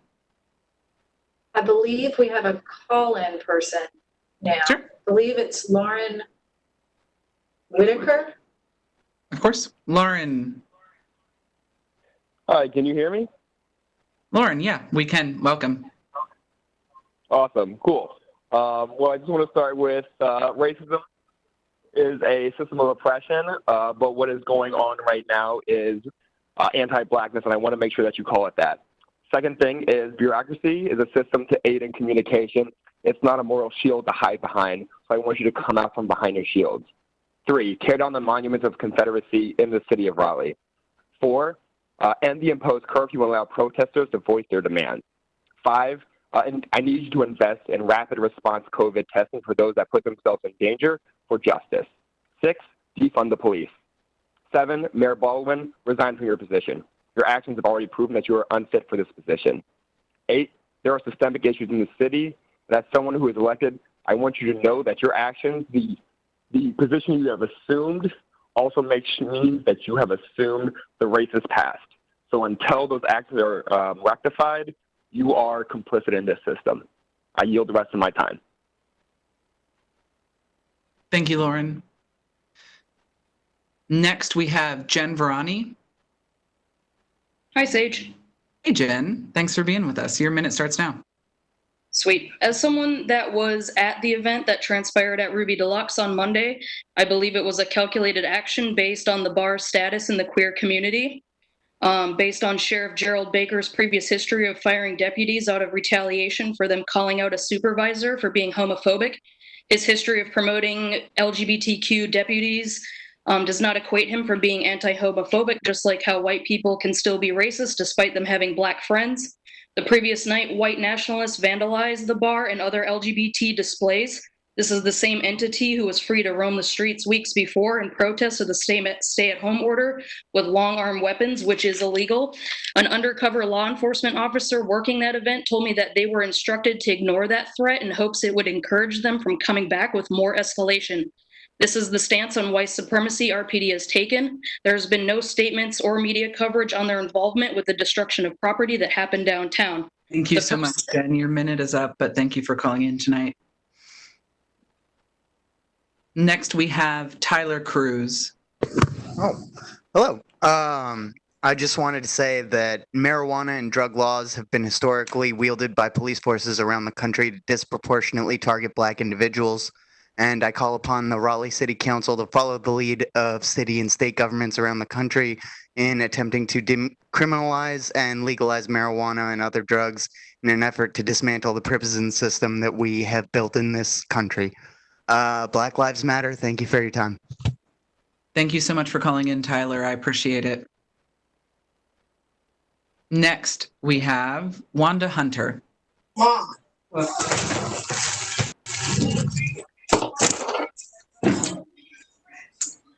Can you hear me? Hey, Wanda, we can, and your minute starts now. Okay. Raleigh demands justice. Time's up. You're on notice. We demand accountability, transparency, and equity. We want the removal of Marianne Baldwin and Chief Dick Brown if we do not get these policies implemented. We want a recommendation to the North Carolina General Assembly for subpoena power for our Citizen Review Board, stopping over policing in Black and Brown communities, policy that requires a fellow officer to intervene when another officer is abusive to a detainee, investment in community-led health and safety strategies. Dick Brown, all lives will matter when Black lives matter. You have grieved broken glass. When will you grieve broken Black and Brown lives? Melton, you keep saying you cannot grant us subpoena power. We are asking for a recommendation to go to the General Assembly as prior council did in response to HB2. It is not a riot, it is a rebellion. You want us to do better? Damn it, you do better. Thank you for joining us, Wanda. Next, we have Miss Gloria Mayo. Miss Gloria, are you with us? Hi. Hi, Miss Gloria. We can hear you, and your minute starts now. Okay, I just have 4 comments. The first one is that they can make crime for police officers to intervene when other officers use excessive force. 2, that the police officers be held criminal, have criminal charges pressed against them, just like us citizens do. If we do the crime, they should do the crime time also. And remove police officers from immunity or prosecution. And 40 hours of training to 400 years of training for us is not going to do it. Thank you. I yield the rest of my time. Thanks for joining us, Miss Gloria. Next, we have Michael Bossy. Yes, I'm here. Hey, Michael, we can hear you, and your minute starts now. The COVID crisis has given us a valuable analogy to the police brutality pandemic. We have symptomatic carriers of the disease, such as the deputy shouting, "The game is over," and the Raleigh sergeant spraying an innocent man from 6 inches away, and every other violent, unaccountable officer. We need to quarantine the symptomatic officers swiftly so they cannot infect others, and we need to fire them immediately. We have the asymptomatic carriers, officers who hired, promoted, and allowed these cops to exist without reporting, arresting, or firing them. We need to take action against all the asymptomatics so they cannot proliferate the disease. We need to hold them accountable for their fellow officers' actions. We need to cease all travel to contain and isolate the disease, end all mutual aid agreements so our cops cannot infect others, and other towns cannot set back our own recovery. Do not allow blanket mutual aid agreements, and design a test to determine if other departments are healthy enough to enter Raleigh. The system is infected. Do not fire the chief only to replace her with another officer raised in the same diseased environment. find a healthy officer, or fill the position with a civilian. Finally, the police already declared that the game is over. Let's start Thank you acting so much for joining us tonight, Michael. Your minute was over. Next, we have Jesse Post. Hi. Hey, Jesse. Your minute starts now. Thank you for holding this session. The use of tear gas and force on peaceful demonstrators and medics this week in Raleigh is deplorable. Having a police advisory board is useless without giving the board the ability to hold law enforcement accountable. We need an advisory board that can participate in investigations and disciplinary decisions. We need important data on the events involving police within our community, especially policing and use of force on Black and brown citizens. Now is the time to act. Additionally, we need requirements for the use of de-escalation procedures and a ban on chokeholds. I'd like to see the funds proposed in the budget for police reduced. We need that money instead invested in community programs that build up and support robust resources, those for housing, mental health, education, and for... Thank you so much for joining us, Jesse. Thank you. Next, we will hear from Melanie Core. I'm a Raleigh native and the daughter of a retired Raleigh police sergeant, and my brother serves as a Raleigh fireman. The riots last Saturday were so saddening. Destruction of our city is not the answer. However, I saw the leadership and professionalism displayed by Chief Deck Brown and our Raleigh officers. I witnessed rocks, bricks, bottles of water, and bottles of urine thrown at our Raleigh police throughout the night. These same crowds that people are complaining about tear gas had these children have bricks, rocks, and large bottles of water thrown. This is anything but peaceful. I appreciate the dedication and hard work by our Raleigh police and our chief. An oversight committee will prove nothing more than body cameras do. Thank you. I yield my time. Thank you so much for joining us tonight, Melanie. I appreciate it.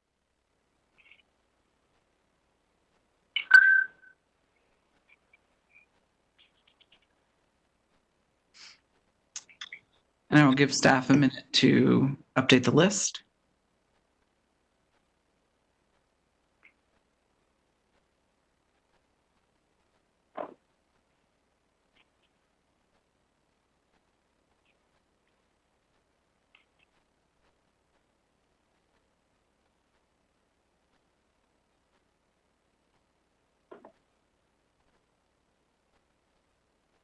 Sage, just so everybody knows, we were able to provide a nice benchmark for people that we are on, people who signed up on or around 4 p.m. this afternoon.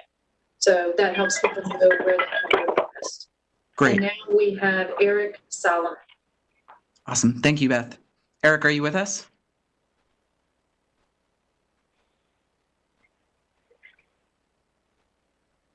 Eric?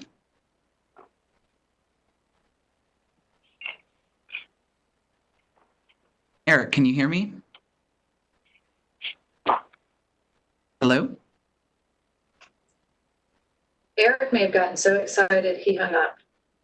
You may have. Let us find the next person. Let's do that.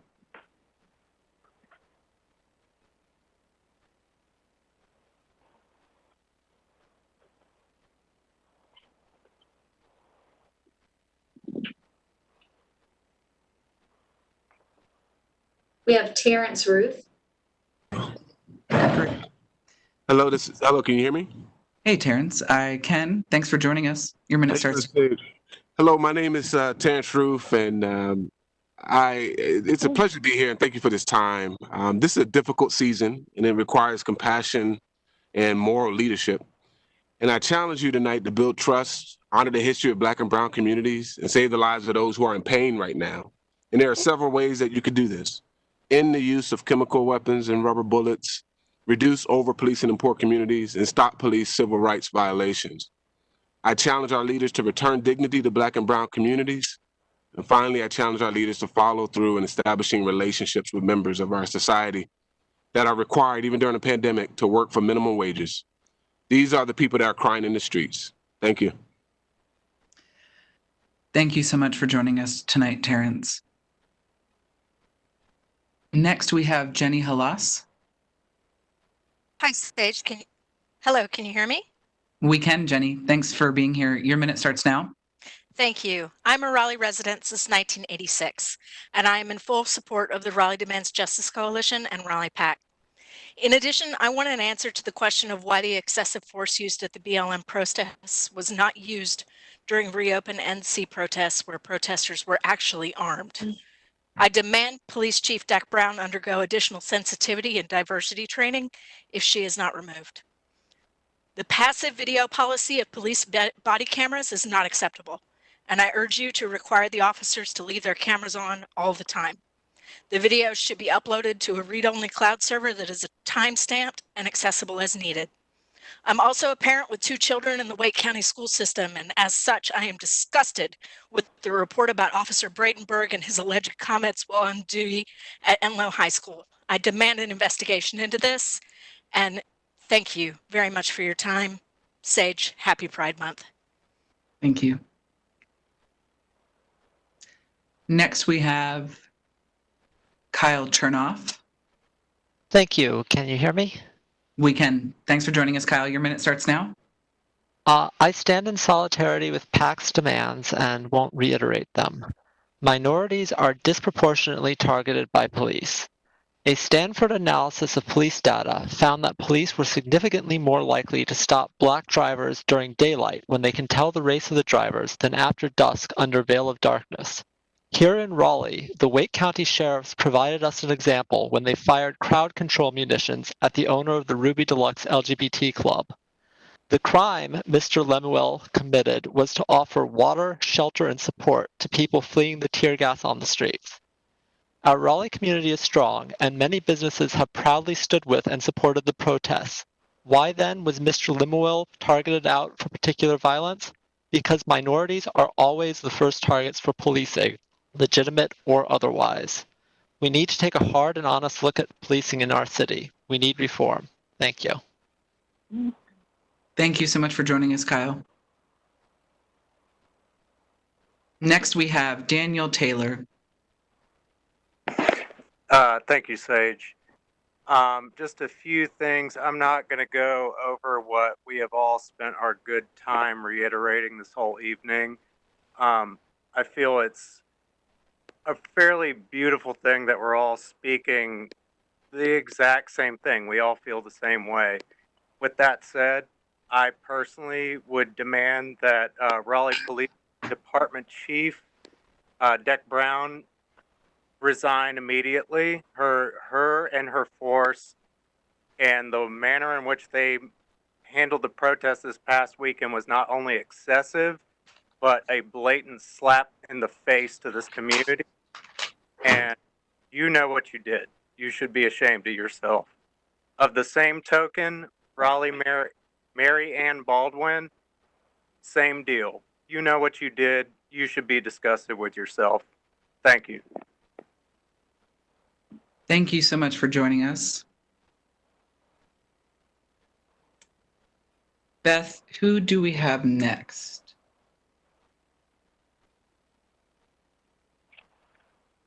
I'm here. Can you hear me? Hey, yes, Anna Pardo. Yep, go ahead, Anna. Okay. My name is Anna Pardo. I've been in Raleigh for 21 years. Right? And I've been an East Raleigh resident for 8 years. I was a CAC chair of the Hillsborough District for 6 years. I love my city. I am deeply invested in it. I thought we had reached maybe our lowest low when this council unceremoniously demolished the Citizens Advisory Council, the only official feedback structure for Raleigh residents to organize around and voice their concerns. Needless to say, I was wrong.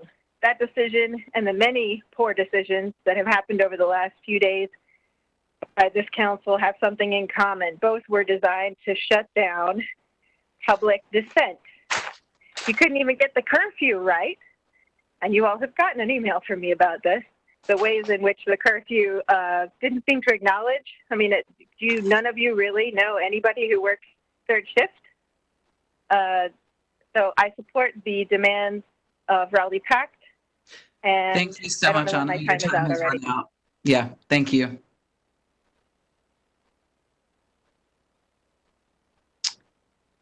I believe we have Skylar Bunn. This is a call-in user. Great. Skylar, are you with us?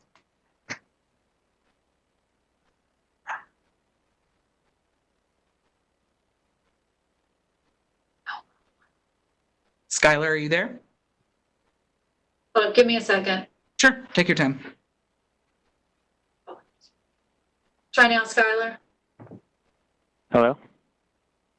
Hey there, can you hear me? Can you hear me? Yes. I can hear you. Great, you go ahead. Your minute starts now. Okay.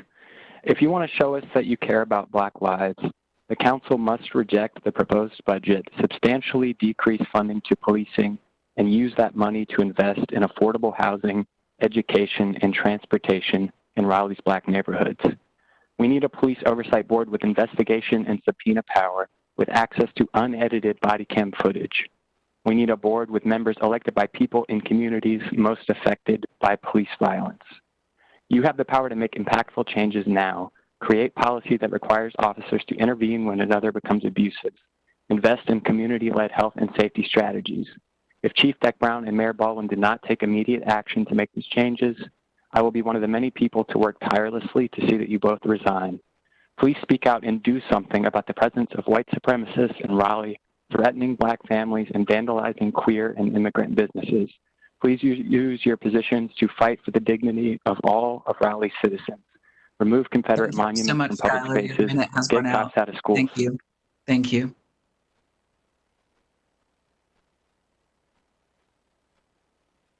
We have Mason Binker.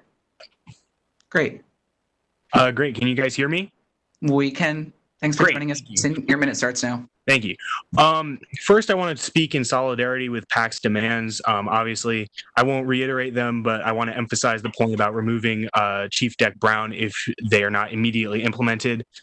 Next, as one of the high schoolers who was heavily tear gassed to the extent that I had respiratory issues for 2 days afterward, and when I witnessed the pepper spraying and harassment of peaceful protesters on Saturday, I would like to know what's being done to investigate and remove the officers responsible for escalation of events on Saturday and Sunday.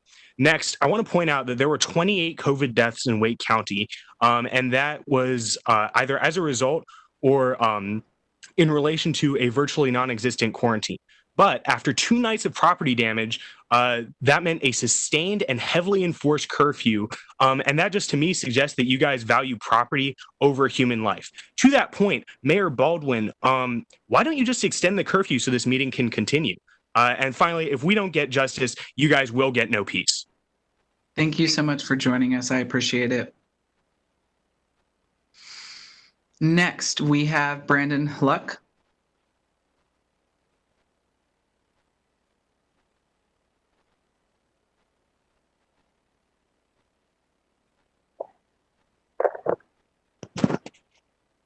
Good afternoon, Mayor Baldwin. Sorry. Jeez. All right. The system, the wheel, something that goes around but makes no sound and yet still comes around. It exists everywhere in every breath that isn't taken, every voice that isn't heard, and every word that isn't spoken. A flavor of self-interest that bemoans no other than itself.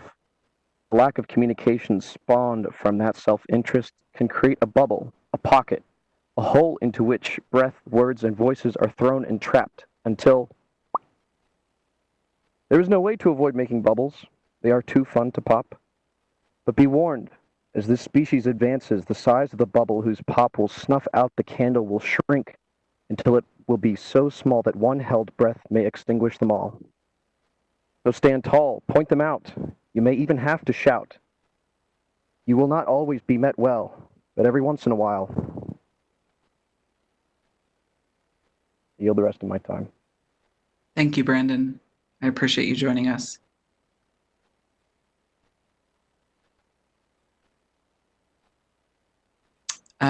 Next, we have Alessandra Mitchell. Yes, hi, can you hear me? Hey, Alessandra, we can. Your minute starts now. Yes, hi. Although I'm not a New York City resident, I happen to be visiting my home downtown. I was surprised to find that Saturday demonstrated exceptional partnership between the white, black, and brown communities. Yet, in front of me sits hypocrisy at its finest. Mary Ann Baldwin, I would like to see a substantial amount of funds in the current proposed budget reallocated into these underserved communities, but also for better accountability and standards that RPD must uphold, and to vet these cops before hiring. This is not new. The corruption on the local level is inexcusable. Your inability to recognize this as an issue reveals the weakness I see in front of me. Where were you guys during these peaceful protests? If you were smart, you would know better. And if you really hear us, then do better, or simply step down. I yield the rest of my time. Thank you, Alessandra. I appreciate you joining us tonight. Next, we have Stephen Keeling.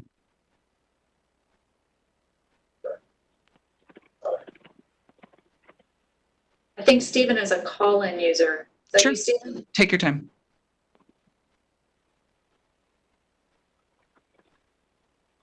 Stephen, do we have you on the line? No. Stephen? Stephen, is that you?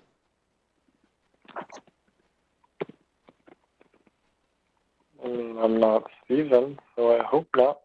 What's your name?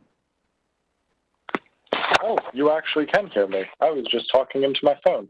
Liam? William? Can I have your full name for the record? Liam Curry. Liam Currie.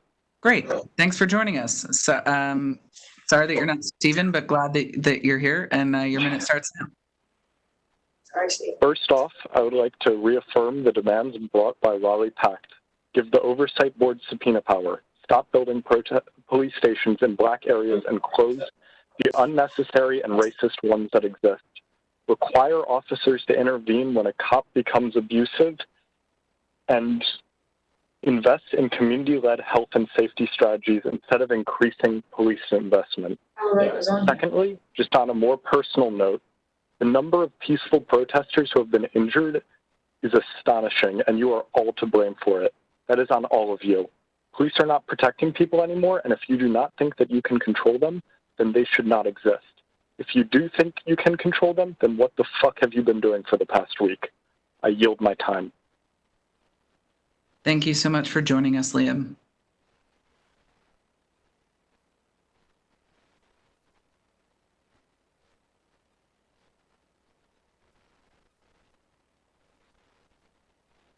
We are catching up on the list right now. Absolutely.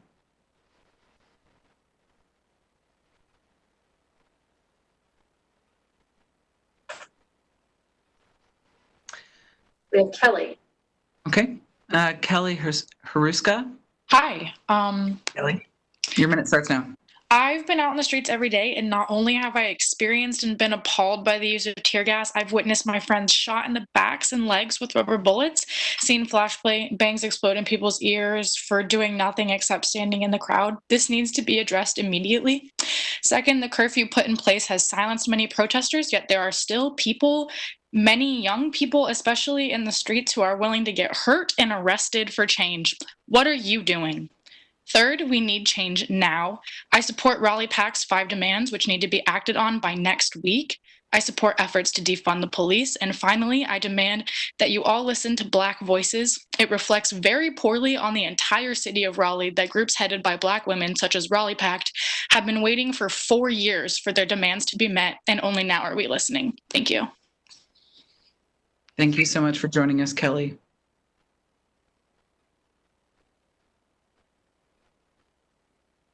Next, we have Carrie. I'm not going to try to pronounce your last name. Carrie B. Whatever you say. Can you hear us? We can. Yep. Go ahead. I'm here with Joanna Nekvatal. And I heard many reports of what was going on in Raleigh from younger friends who definitely experienced the violence of the Raleigh police against them. I'm a mother, and I'm appalled that the Raleigh police would act violently against our young people. They're out protesting again tonight. And so it's up to us to bring our voice to you guys. You need to take care of your house and fix this situation. We need to know when all of the voices that have been expressed tonight will be answered. This is great for you to hear us, but we want to know when you will answer the questions that we've been raising. Can you tell us when that will be?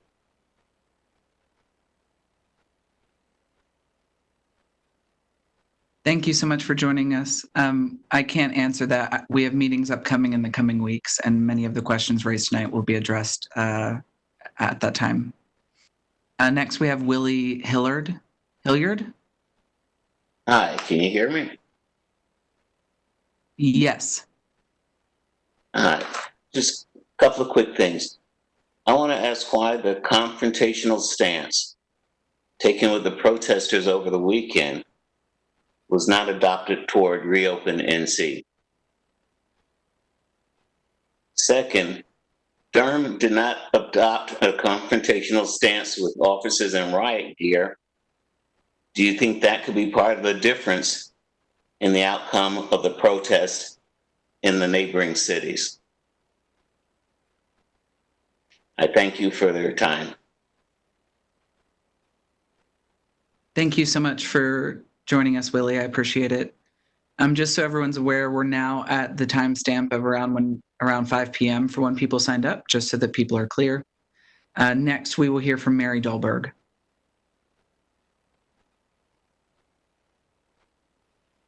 Hello? Hey, Mary. Thanks for joining us. Your minute starts now. Great. Well, Black Lives Matter.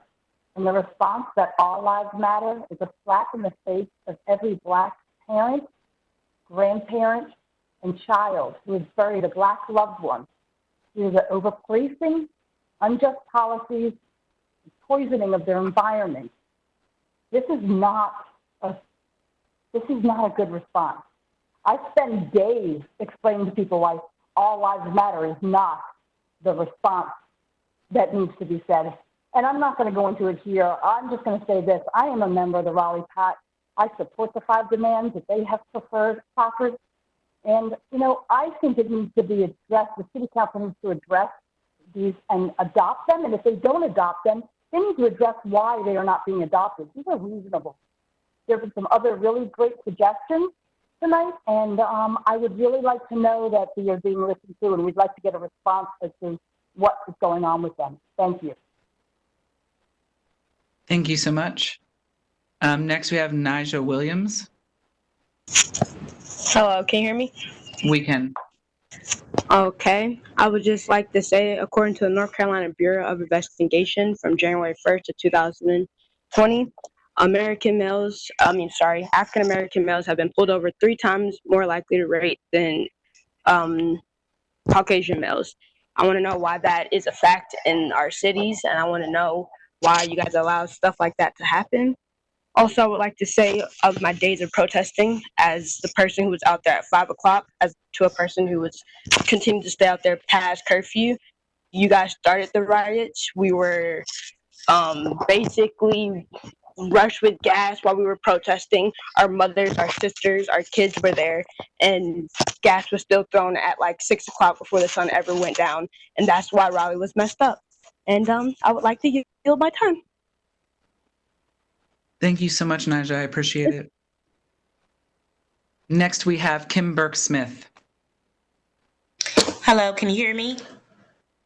We can, thank you. Okay.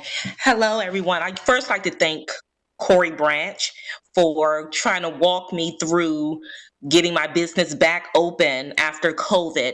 But I'm coming to you not as a business owner that just reopened my 3 locations after being closed since March.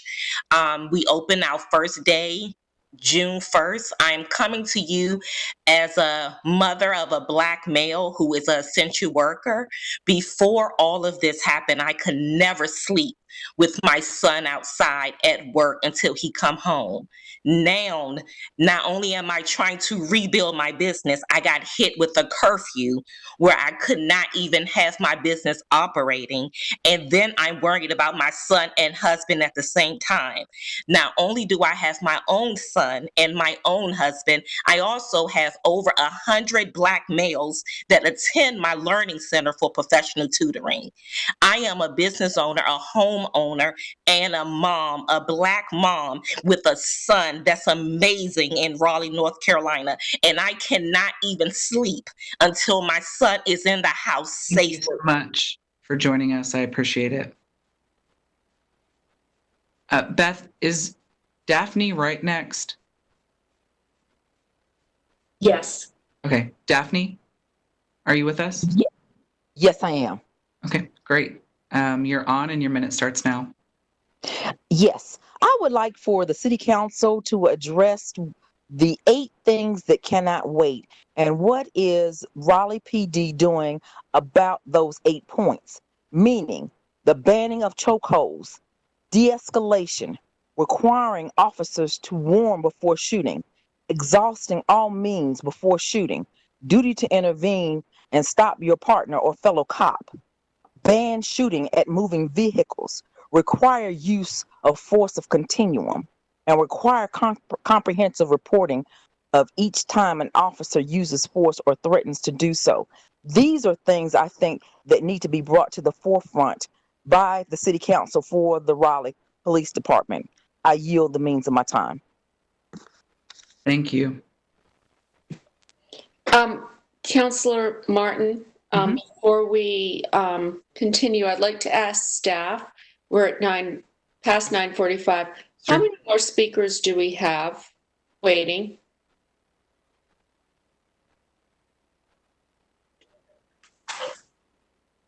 We potentially have another 200. We are at basically a little bit after 5 o'clock with the signups. We could, we're going to run the number of how many people signed up before the meeting started. Y'all would like to make that as a clean meeting breakup and then decide how to handle the rest. So we still have over 200 people? Yes, ma'am. After the meeting started, we still had about another 200 people sign up. Okay. Never mind. So if everybody's okay with this, let's go maybe to 9:55. We'll take a few more to 9:55. That will get you out of it. We have to set an example relating to the curfew, but let's go to 9:55, okay? Sure. Thank you. We'll take a few more. Absolutely. Thank you. We're looking for the next one that's on the call, so just bear with us for a second. Take your time. Thank you, Beth.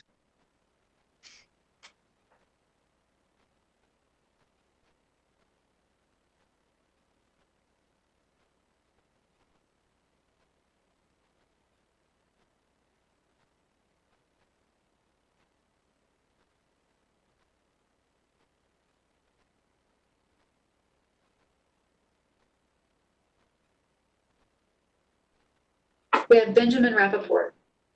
Hey, Benjamin. Thanks so much for calling in. Are you with us? Hey, thank you, guys. I appreciate it. I just want to say it gives me a lot of hope tonight that a lot of people are supporting protesters, and I stand with them in their condemnation of the actions of the police this weekend. But the words of all these people are hollow without action from you all. And it seems to me that there's a clear reason for arrests, violence, and the looting that broke out this weekend. And it's because police came in riot gear with the assumption that violence would occur. They acted preemptively in stoking the violence, and I believe from Tuesday onward, police were not in riot gear, did not throw tear gas, did not shoot rubber bullets, and as a result, we saw peaceful protests with limited arrests. That's the reason we have to demilitarize and defund police so that we can reinvest in communities of color, empower the Raleigh Police Board, and give them the power to investigate complaints. And we must limit the use of force in the Raleigh PD using the 3 actions highlighted by Campaign Zero. And I yield the rest of my time. Thank you guys so much. Thank you for joining us. I appreciate it. Next, we have Eliza Hardy.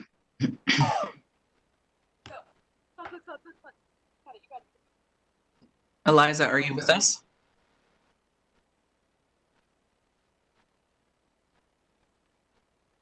I'm with you. Can you hear me? You're a little bit faint, so if you could speak directly into your speaker and loudly, that would be great. But yes, we can hear you. Okay. Am I good to go? Yes, that's awesome. Thanks. All right. Instead of increasing the RPD budget to $111 million, you should reallocate funds to programs that could use some financial attention. Affordable housing, violence prevention, mental health resources, public health, and protection for low-wage workers. Additionally, it is appalling that the total cost of riot gear for one police officer is about $496. The cost of PPE for one healthcare worker is about $15. With your use of expired tear gas, it is apparent that you are more prepared to harm innocent protesters than provide proper support for them in a pandemic. Requiring all city council members to complete racial bias training does not make you more trusted by the Raleigh citizens. We recognize that these are hollow words and we want direct action. With a police community oversight board, the RPD officers can be held more accountable. This is just the first step we need to remove police stations from Black and brown communities and implement a policy requiring officers to intervene in moments when both fellow cops become overly abusive towards a detainee. Mayor Baldwin and CEO Chief Deck Brown, fess up and acknowledge that you are both clearly not the right gals for the job. I demand you to resign. Thank you so much, Eliza. I appreciate you calling in. Next, we will hear from Layla Pedersen. Leela Pedersen, thank you for the time. I am in Patrick Buffkin's district, and I just wanted to voice my displeasure with some of his comments in reaction to the protest. My husband is Black, and I am terrified every time that he leaves the house to walk the dog that he won't come back home.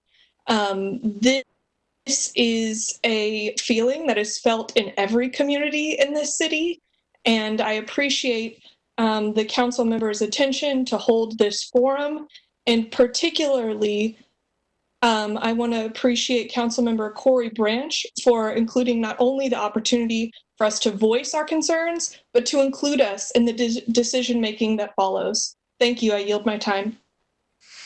Thank you so much for joining us. Next, we have Ty Van de Zand. Dear elected council members, the upcoming annual budget and 5-year capital plan offer an unprecedented opportunity to wrangle and move ahead of this year's challenges. Raleigh's proposed budget must be rejected. The division of funds does not include viewpoints raised this past week. The police department is the most funded agency in Raleigh's annual budget with $1,100 million. To put this in perspective, it is close to 1/4 of Raleigh's general expenditures in 2021 and funded 20 times higher than Raleigh's housing division. We demand a rigorous reanalysis of essential equipment of police officers, medic first responders, the waste management team, and essential city agents. Mayor Baldwin, on your behalf, thank you, and for the benefit of your citizens, hear their voices. Thank you, elected council. Black Lives Matter. Thank you, Ty. And I believe we have time for one more. I've got one person that is on, but I'm not finding him connected. So give me a second. Yeah, take your time. His name is there. Thank you.